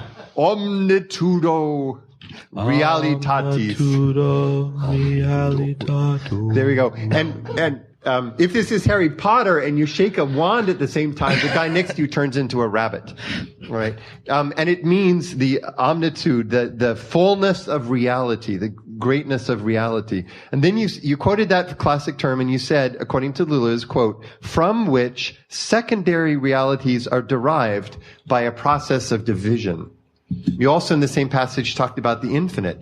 That's that level where Tripp asked me before, where would I start and where would I be most nervous if I couldn't move on? There was a spirit of engaging that kind of reflection in this book, Saving Desire, that I thought, that's really interesting. And we could have some common ground and begin to reflect. Does it remain on a plane of immanence? Is there a kind of transcendence which is immanent at the same time? Is this similar to the transcendence and the immanence of God in the biblical traditions, for example? I didn't see anything of the spirit of that discussion in the Birth of God book. It felt like it was squashed and quelched. And where that would be an interesting ground for us to reflect together, you left no door open in the later book. And there's why I felt a tragedy that something interesting, we may not agree, but at least we have some common ground to move on. Yes, and that chapter was written in 2009, which was really a transitional year for me. Yeah, go back to 2009. We like the 2009. Right, I get why that you would, or Catherine Keller would, or Jack Caputo would. Because what I was doing there in this transition period was domesticating Deleuze, who's quite clearly an atheist and a pure eminence, and trying to salvage him in some way to protect my in-group, Christianity. So what I tried to argue in that chapter was that we can take little tiny pieces, fragments of Deleuze here and there, and still believe in a certain kind of infinity that allows an incarnation, a view of Trinity, that Amen. There's a different... Amen. Oh, the tears. Right, the tears. Right. No, this was good stuff, actually. They were great. Great books, weren't they? Yes. Yes. No, and it was one. But this was in my journey. Continue to push Trinity as far as I could, absolute futurity as far as I could. Around that time, though, after I wrote it and it was already in publication, I couldn't pull it back. I realized, reading Deleuze more carefully and paying attention to my own biases, that my reading of Deleuze was shaped by my desire to somehow domesticate him, like theologians have always done, domesticate Aristotle, Plato, Kant, whoever it is, take the parts that you can rework and fit into your group, still appeal to a personal agent that's luring you or calling you, and that your group has some special knowledge that other groups don't, or at least not the same kind of knowledge. And I simply came to the point that I thought that move, that kind of apophotic, cataphotic sort of move, is in our society too dangerous, because Apophasis, this is the idea that God or ultimate reality is beyond language, beyond words, is simply, in my view, one more example of detecting a hidden agent. When you get confused or can't explain something, you say there must be an agent behind it.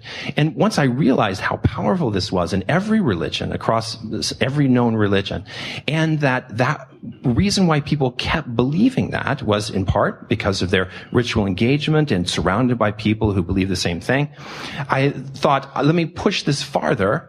Is there some way to articulate a view of metaphysics and causality that does not require any appeal to a transcendent being? Then I let go Christianity and Trinity and so forth, and found in Deleuze, as I read him more carefully, a really helpful metaphysic. Okay, so the point that, very briefly, that I would want to emphasize is not that we go back to Deleuze so that I can construct an apologetic that deductively proves the existence of the God and Father of Jesus Christ. That's not an argument that I think I can make. But what I miss from that 2009 article is a spirit of play. And it seems natural for big-brained animals like ourselves, who live in a world of culture and ideas and Hogwarts and Thomas Mann's Magic Mountain and scriptures and values and dreams and all the things that are a part of our brains and our lives. It's so natural for us to engage in that play.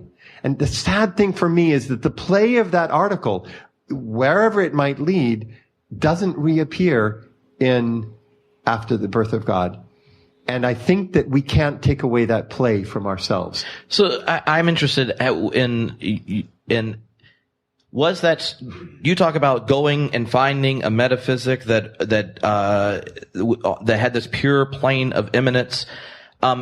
How did the science necessitate a metaphysic with a pure plane of immanence, as opposed to the desire to have one? Like, is a metaphysics where God would be involved in or not necessitates a pure plane of immanence, or is that the one you find more plausible or preferable?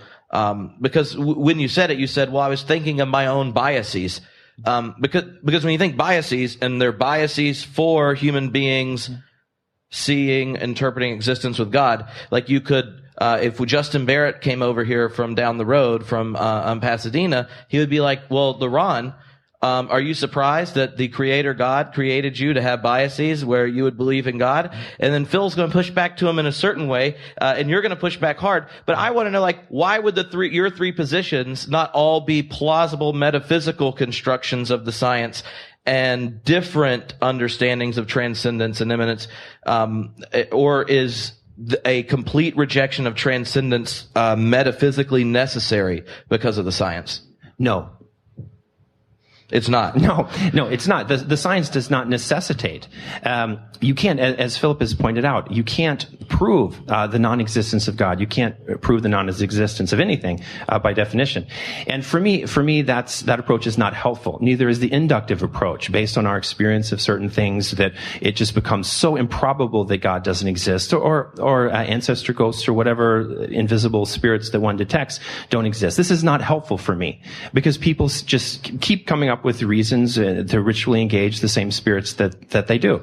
So for me, it's much more helpful to say, no, the science does not necessitate. No, it doesn't prove anything. But it does reveal to us, or at least the cognitive sciences and cultural anthropology, our context biases that we tend, not just content, but context biases.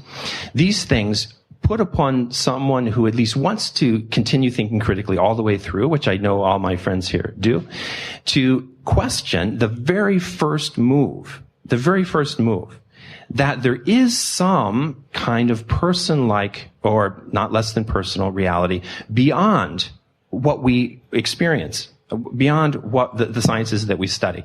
And so for me, in chapter 5, because I didn't get to talk about the second part of his book yet, in chapter 5, when he kind of switches over to begin talking about Joan, the woman who is struggling with her beliefs, or churches and different ways of groups coming together, he makes that transition by saying, up to this point, I have not made any arguments or given any reasons that do not apply, that appeal to a particular tradition or particular religious experience. But in my view, he has from the very beginning.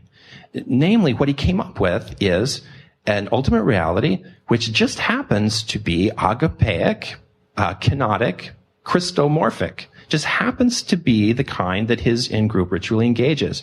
And so the idea that there were no reasons or no arguments from particular texts suggests to me a lack of awareness that the very framing of the questions from the beginning were already presupposing there must be some transcendent reality which has some kind of causal force, rather than a pure plane of immanence where causality is infinitely folded through pure intensities across that plane. Or he wrote the truth on his heart because he read the Bible so much and it just sneaks out. Or that. At some point, it would be really interesting to engage the argument from each of the different religious traditions and to find out whether something like the conclusions that Knapp and I reached could be derived from different traditions, if they actually do point in the same directions. That's another kind of debacle, so maybe we shouldn't drag this debacle in that direction. But Tripp, it does make me think, since I've sort of publicly said that the view that worries me the most is closest to Wesley Wildman's view, I just wonder whether there doesn't need to be a debacle that debacles Wildman as well, and that is deeply based in the comparative study of religions, and we really test the claim that Knapp and I made. It's a wild debacle. I know they're watching, by the way. So, yeah. I know. Hi, Wesley and Boston. But I want to respond actually to what I think is the deeper thing that LeRon's saying that he began with, and that is to say, I just don't recognize human religion in your description of what you call the biocultural study of religion. Religion is such an incredibly malleable and inventive phenomenon. And it has highly concrete beliefs, like in the Vedas, certain rituals bring something about, or in parts of Torah.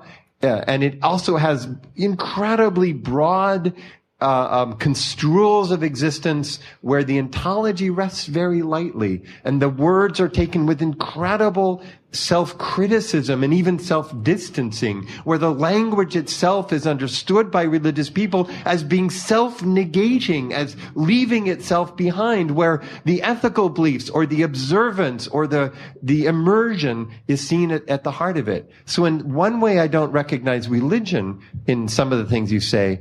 Even more deeply, I don't recognize human thought, human cognition, human being in the world in the way that your explanations work. Because aren't we as humans just as malleable and flowing and hard to pin down as our religious lives? Mm-hmm. So in some way, I want to make a plea as a humanist that more flexible, rich, ever-changing and flowing nature of human thought and existence could find some expression in your account as well. No, let me respond, if I may.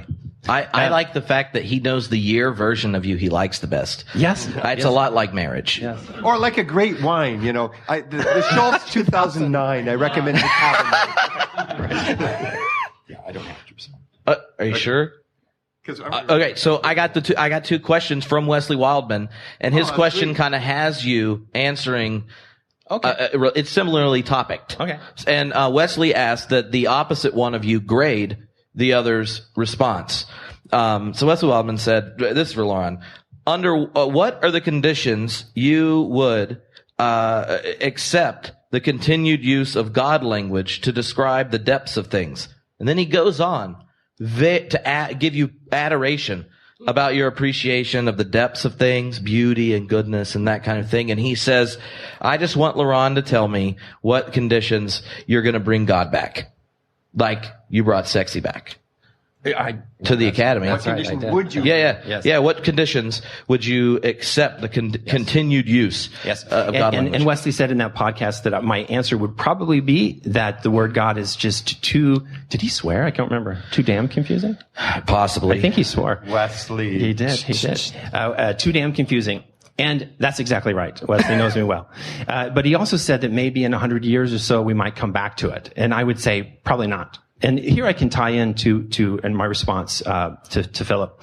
Philip's talking about the malleability, the flexibility of human life. And of course, throughout human history, the human mind has adapted, human groups have adapted to survive in very complex ways. It's a good thing that we are, the human mind and human groups are so adaptive and flexible, because in my view, we're running out of time for debacles of the sort that Philip suggests. If those who have studied climate change know we've already passed several thresholds and we're getting closer to other thresholds. The biases for one's in-group and for superstitious interpretations are fueled by engagement in religious in-groups.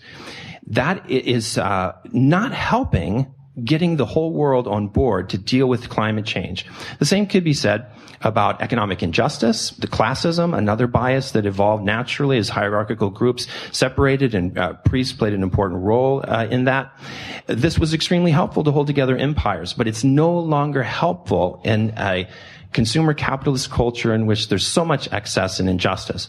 So in my view, there are no conditions, Wesley, in today's world in which what I would encourage the use of the word God, because it is too damn confusing, and we're running out of time to face things more clearly. Oh, well, I'm sure he just teared up, Wesley, right there. He's, he lacks confidence, so he probably is real concerned about your response. He's worried. He needs a hug right now. So Phil, how are you? I don't know how you grade that, because he's just speaking from the heart. My heart. I know. So you have to give me an A. An A for atheist? Yes, right. Or awesome, or amazing, or... Actually, I really wish I could give you an A, but I think I want you to rewrite the paper. Wesley is so damn persuasive that and you guys are good friends, so I think that you should talk for a couple more months. And then after a couple more months of hours of discussion with Wesley, if you still have the same position, it's clearly an A. But I think you need to go back and spend more time he's like sort of water on stone. So, over the years, he's LeRon and I argued about this for a while last time he was on the podcast. I find the most effective world religion is economism, and I tend to think that whether or not one believes in God or not is kind of unrelated to whether or not you succeed in it. And that having in-group selections, that little kids to grandmas to dads and employees and employers and all those things might have allegiance to a homeless dead Jew could be a positive thing towards dealing with climate change and economic injustice. Your definition of religion, I could easily just apply to the economy and all these other types of things where, we why religion is the biggest hindrance to dealing with those. I've never quite understood. Was that a question? No, I don't know, because we have to keep going, but right. We'll keep talking about it in just a minute. I'll talk to Ryan about it tomorrow. Good idea. Life After God podcast. Ryan is, I'm going to ask you a question in just a second, but first you have to grade Phil's answer, and there's no way he can answer it in one word. So prepare to tell him to go talk to Wesley more. And do what? I said F- before I heard the answer. Oh. That's not fair. Well, no, that was in group acting upon you right there. A little bias. Your prejudge, your biases jumps out. F- is better than FU. So, all right. Why judge, Phil, the plausibility for God as having minimal intentionality, awareness, and agency? Before you answer the question, you should probably tell why in the world it would matter to Christians that God would have minimal intentionality, awareness, and agency. But why judge it as plausible rather than embracing a more apophatic ground of being a Boston-style theism? Mm-hmm. Wesley, I would say that your position leaves us with a dilemma. If all that we can have is a silence about the nature of the ultimate, you and I both share that sense that this is a bona fide question.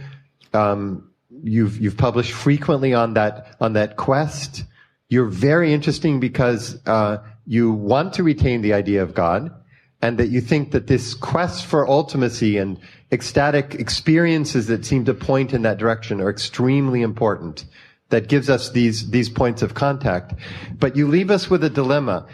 Either a silence which is consistent, but it doesn't give us that grounding that when one thinks of the ground of being, one actually needs to make the progress in addressing ethical questions or political questions or climate change questions or the rest. Or you allow us to move beyond, but only in the affirmation of the naturalist frame or contradictory premises.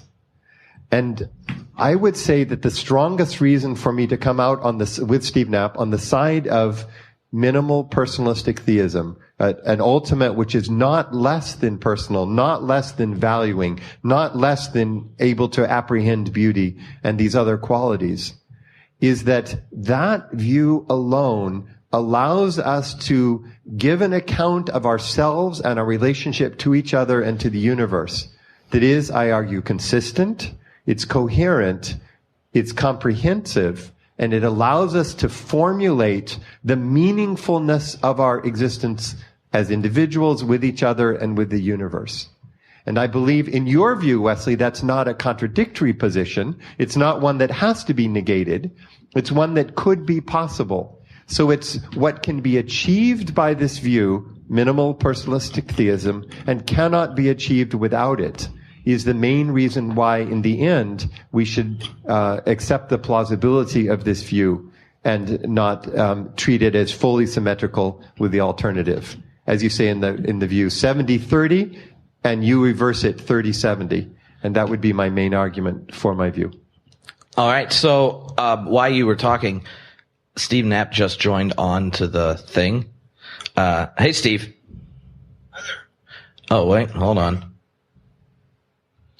Coming through, just turn them up a little bit. It is coming through to y'all? A+, by the way, Phil. Thanks. Let's see. What would I'm trying to think of what the actual input is. All right. I'll just put me down here.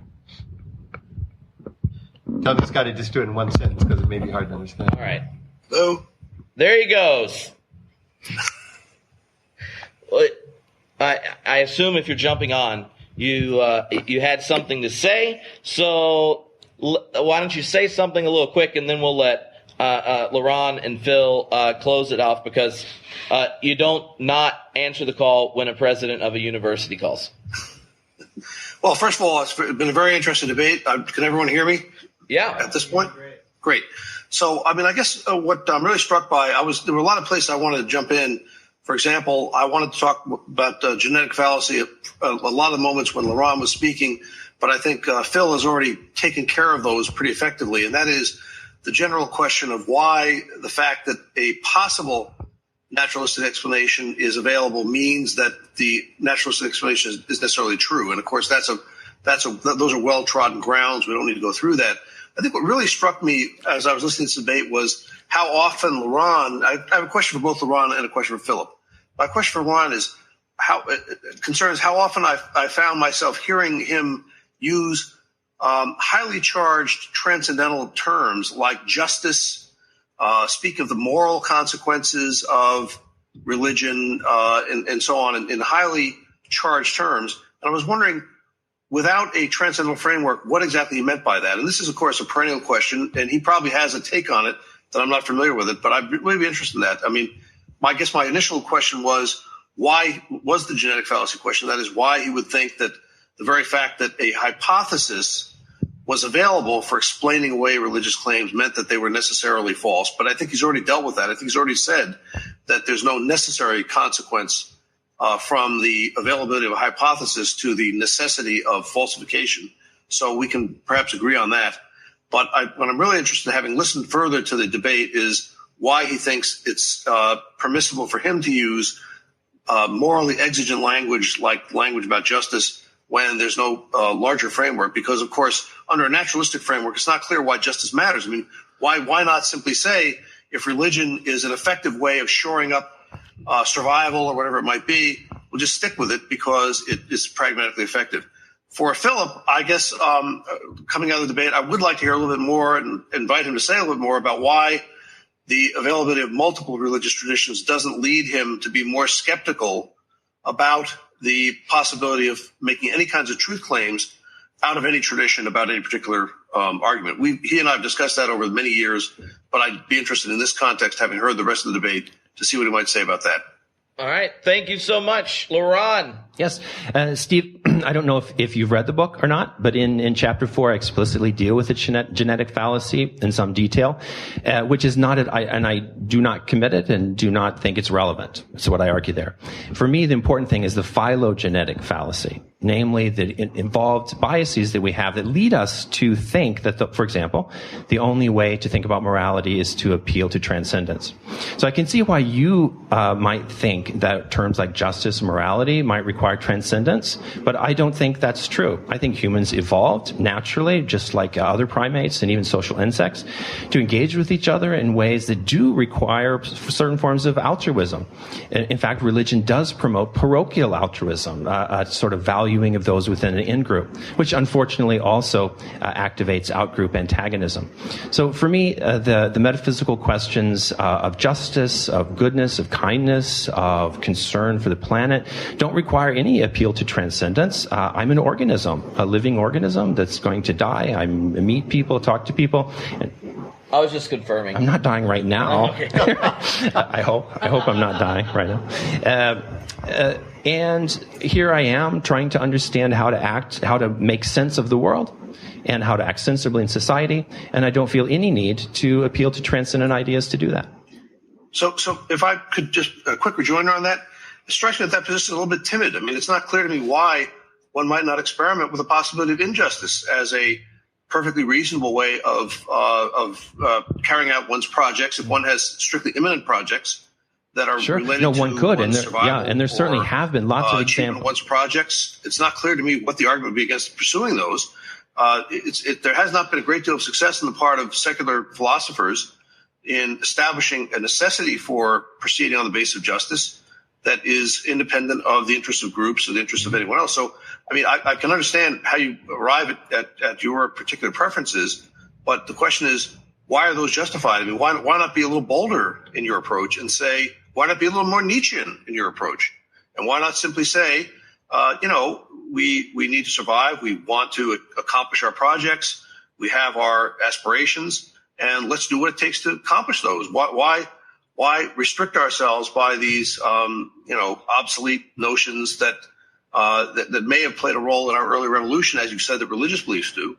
Why bind ourselves by me? Yeah. I just want to make. Okay, so briefly, I would say that's a naive reading of Nietzsche, which we don't have time to get into right now, and that theologians and philosophers have had 2,500 years to follow the natural cognitive biases to project the idea of transcendence onto a reality that's person-like and favors their coalition.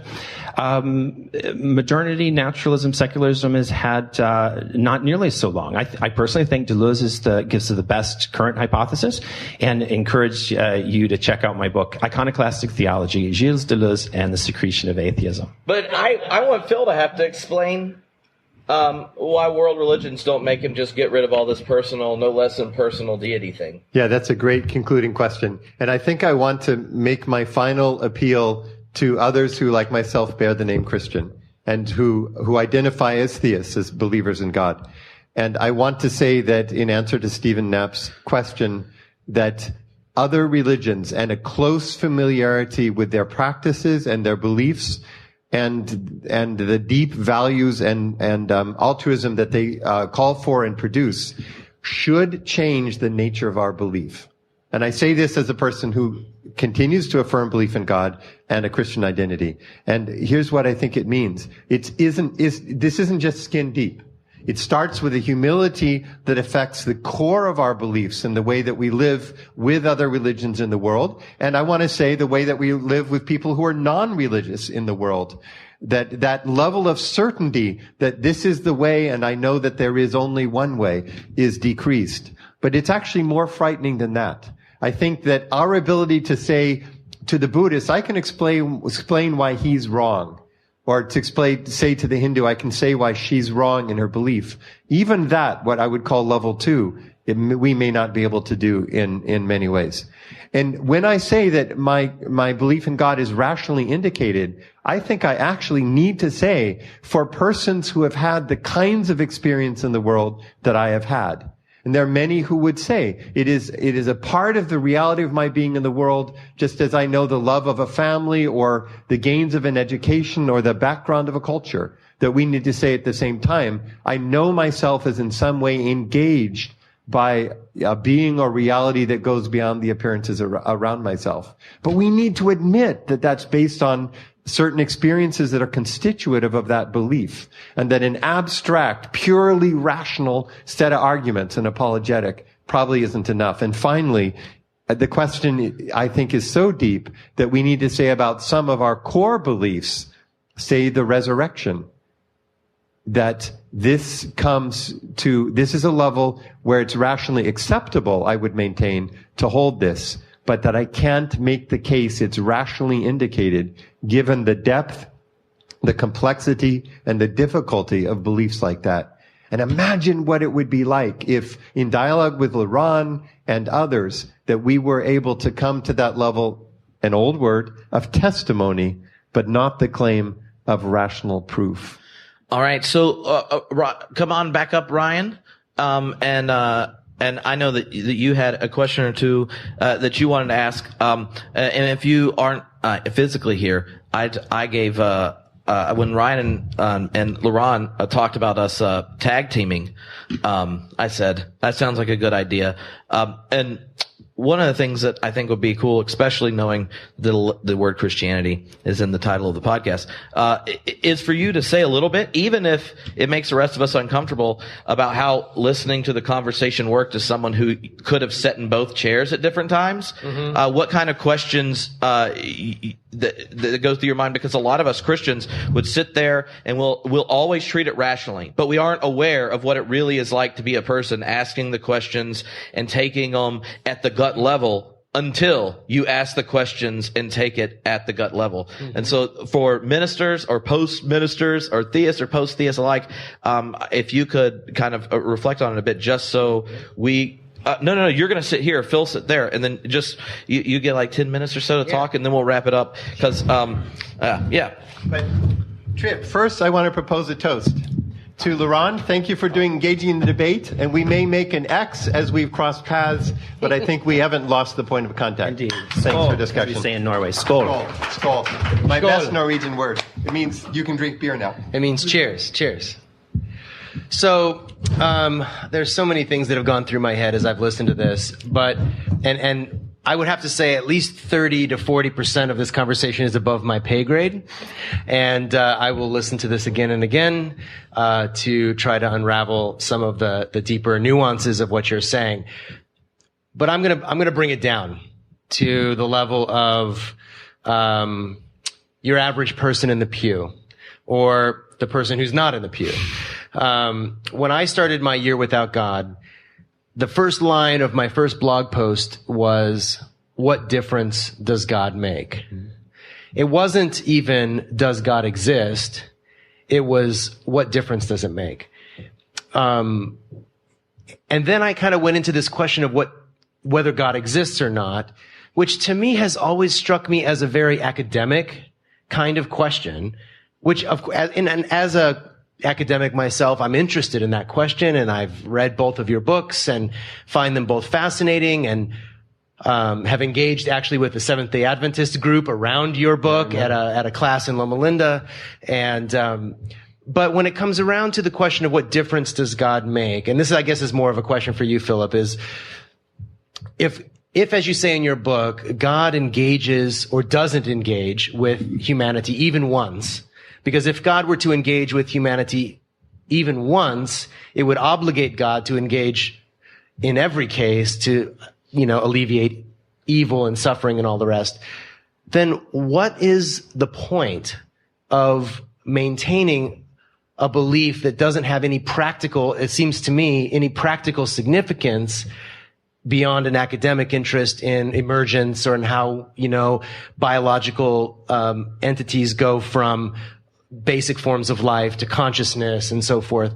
What difference does it make? In other words, do you go to church on Sundays to pray and worship a God who's not involved in your life at all and doesn't do anything and is kind of inert and absent? And it kind of reminds me of a parent who's abandoned his children and doesn't have any involvement, and yet there's this sort of pious subservience to this absent parent. And I just kind of wonder, what is the point of that kind of religion and that kind of faith? Yeah. So first, a clarification. Ours is not a God who's never involved, but rather a God who never coerces. So a God who never sets aside the laws of nature in order to directly bring about an outcome, because that God would be guilty for not helping in other cases where God is able to do.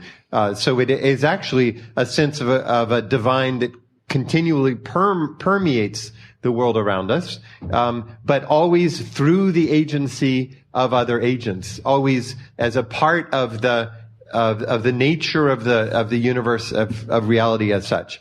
But let's set that aside, because you asked for a more personal question, and that's what I love about that, Ryan, is that it seems to me that's a question every theist should be in a position of answering. Every theist should be able to say, what the hell difference does it actually make that you believe in God? And when one isn't able to answer that question, one should start subscribing to your podcast, right?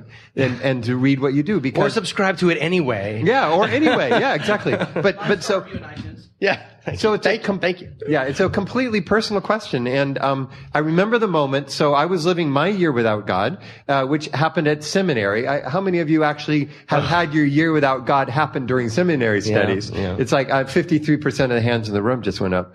I had a woman called who I had known when I was pastor of a church, and said, I'm on the top of a mountain nearby, and with my daughter in the car, and I'm going to drive the car over the edge. And this was finals week, the night before my major final, which I hadn't studied for, and I had every reason to want to stay put.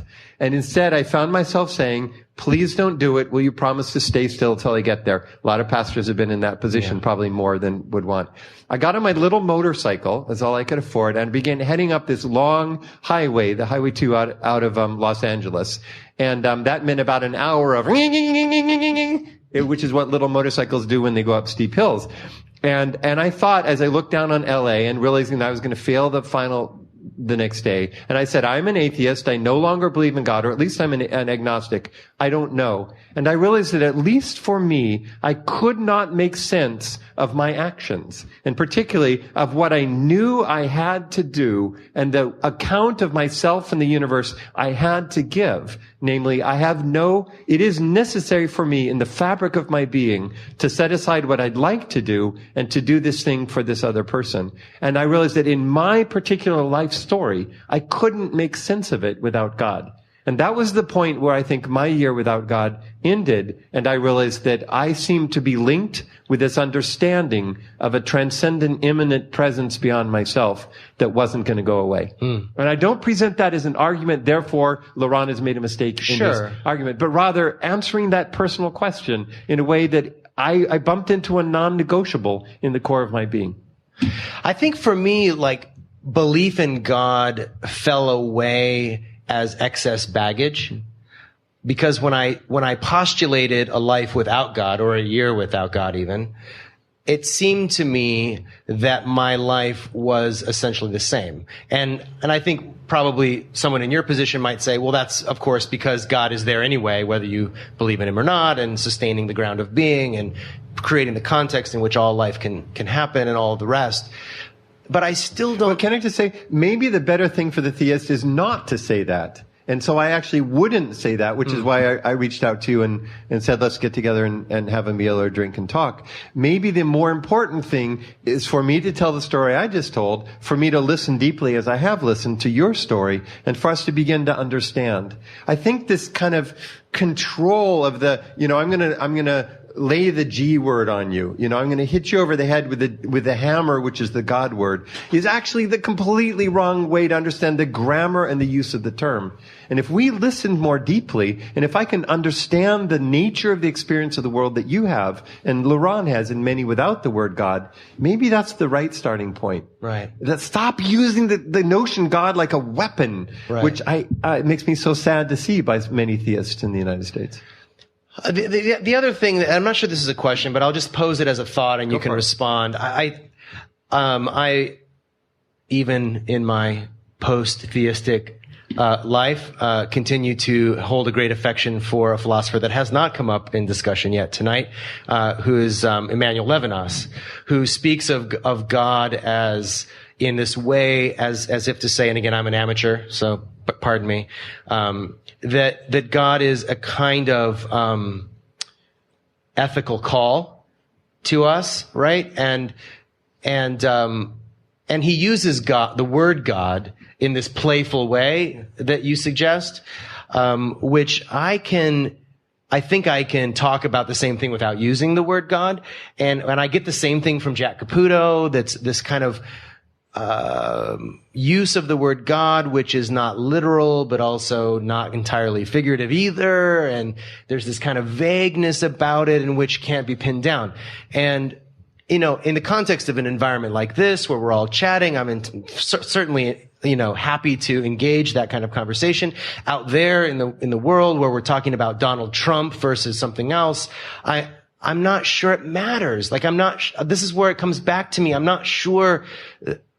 In fact, I'm feeling more sure that it doesn't matter, that what really matters is how we engage with one another, regardless of the motivating beliefs behind it, and that often, as LeRon suggests, that the motivating belief of a God belief creates these kind of, what am I trying to say? Like, a religiously dominated political worldview. There's a simple word for that I can't think of right now, but like theism. Like theism. Yes.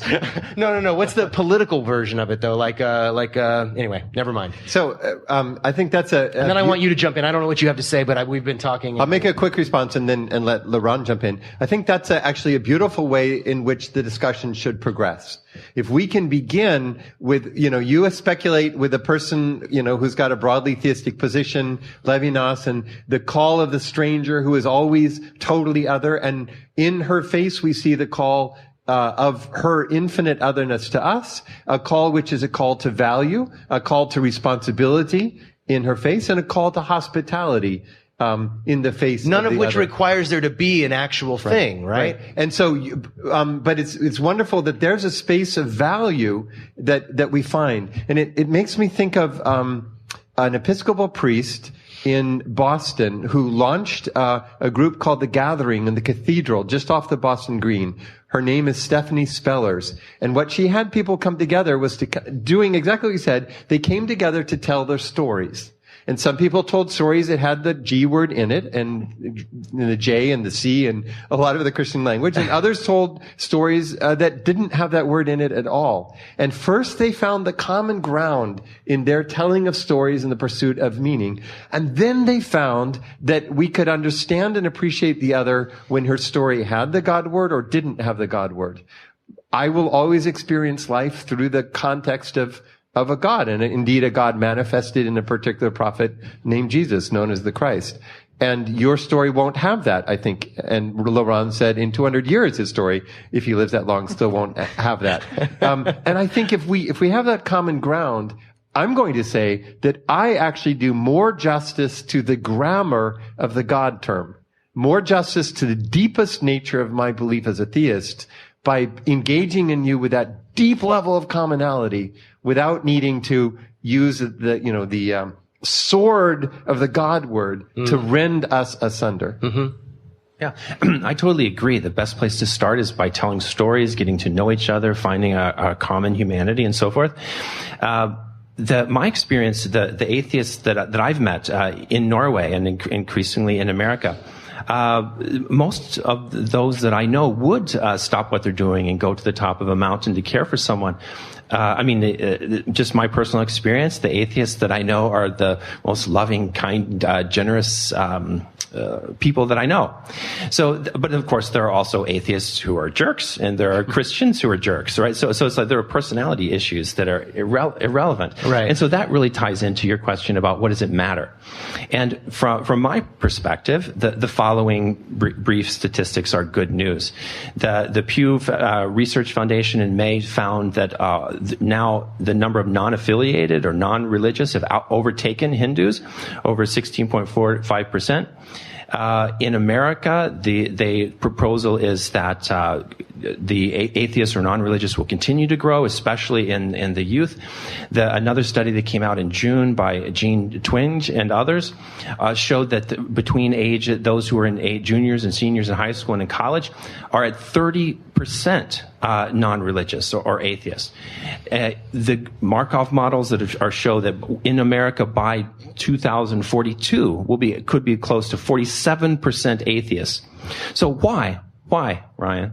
Because for the young people, God doesn't matter.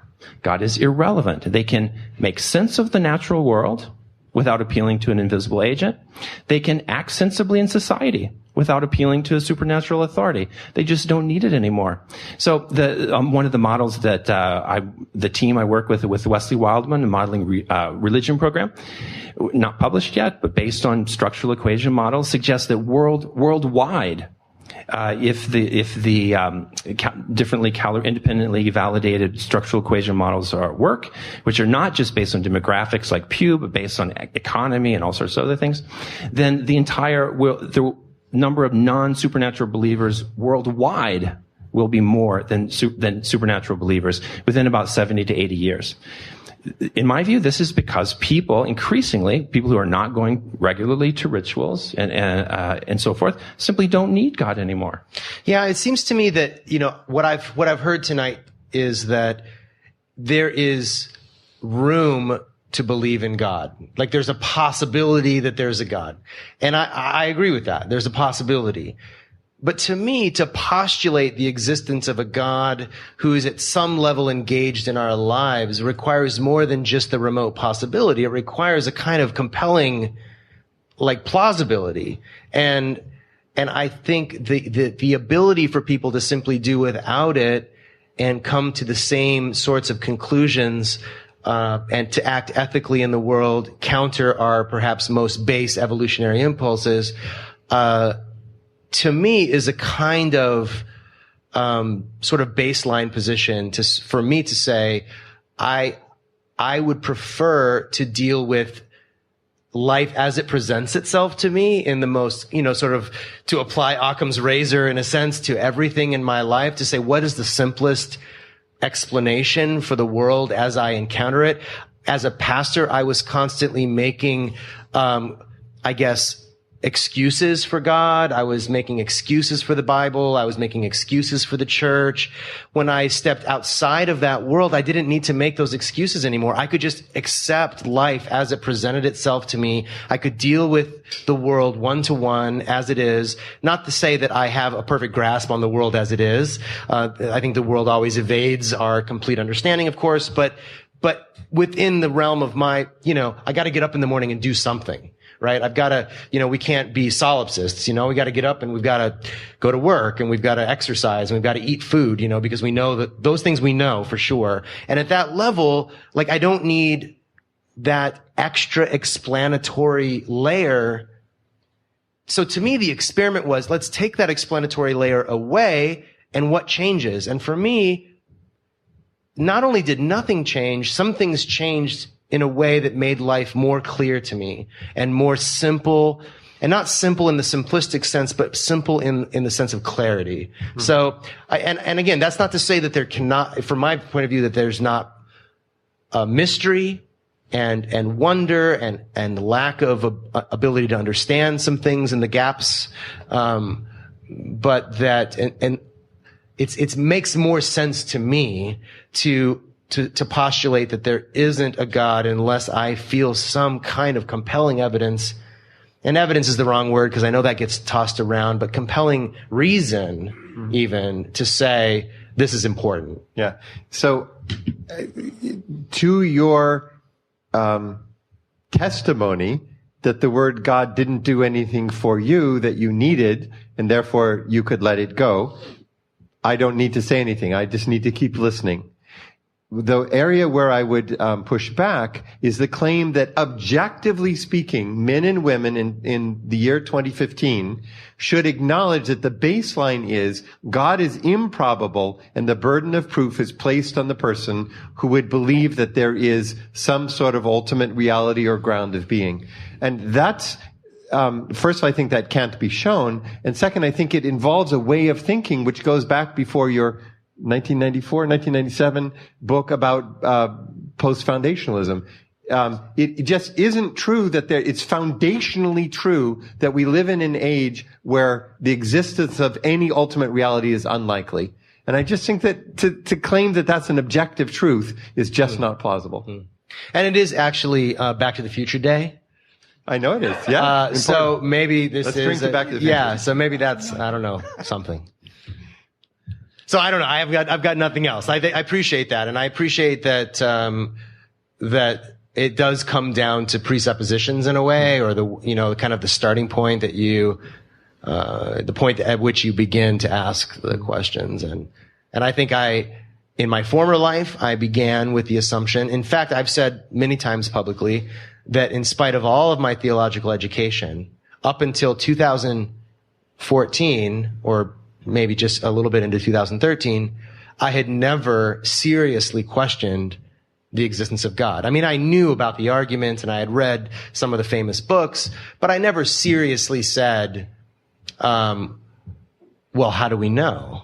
Or it was sort of like, there's this book by a theologian named Sailhammer about the Pentateuch, in which he starts the book by saying, let's take the narratives as they read and talk about them rather than worry about, who wrote them and when and all of that. And I think I took my entire religious faith that way. I took my entire religious faith as saying, let's just take the narratives as they read and see what kind of influence they have on our lives. I never really did the analytical work, and that surprised me, actually. It surprised me that I was able to get through 3 academic degrees, a terminal degree, and never actually seriously confront the question of how do we know and on what basis do we claim that there is a divine being upon which all of this stuff from which all this unfolds. So let me just ask Tripp if there are any questions from listeners that need to be stated, or are there any questions from the audience that need to be stated? Thanks, Ryan. Yeah, man. Oh, no, I want to let everyone that's here get to talk to you questions after, so we will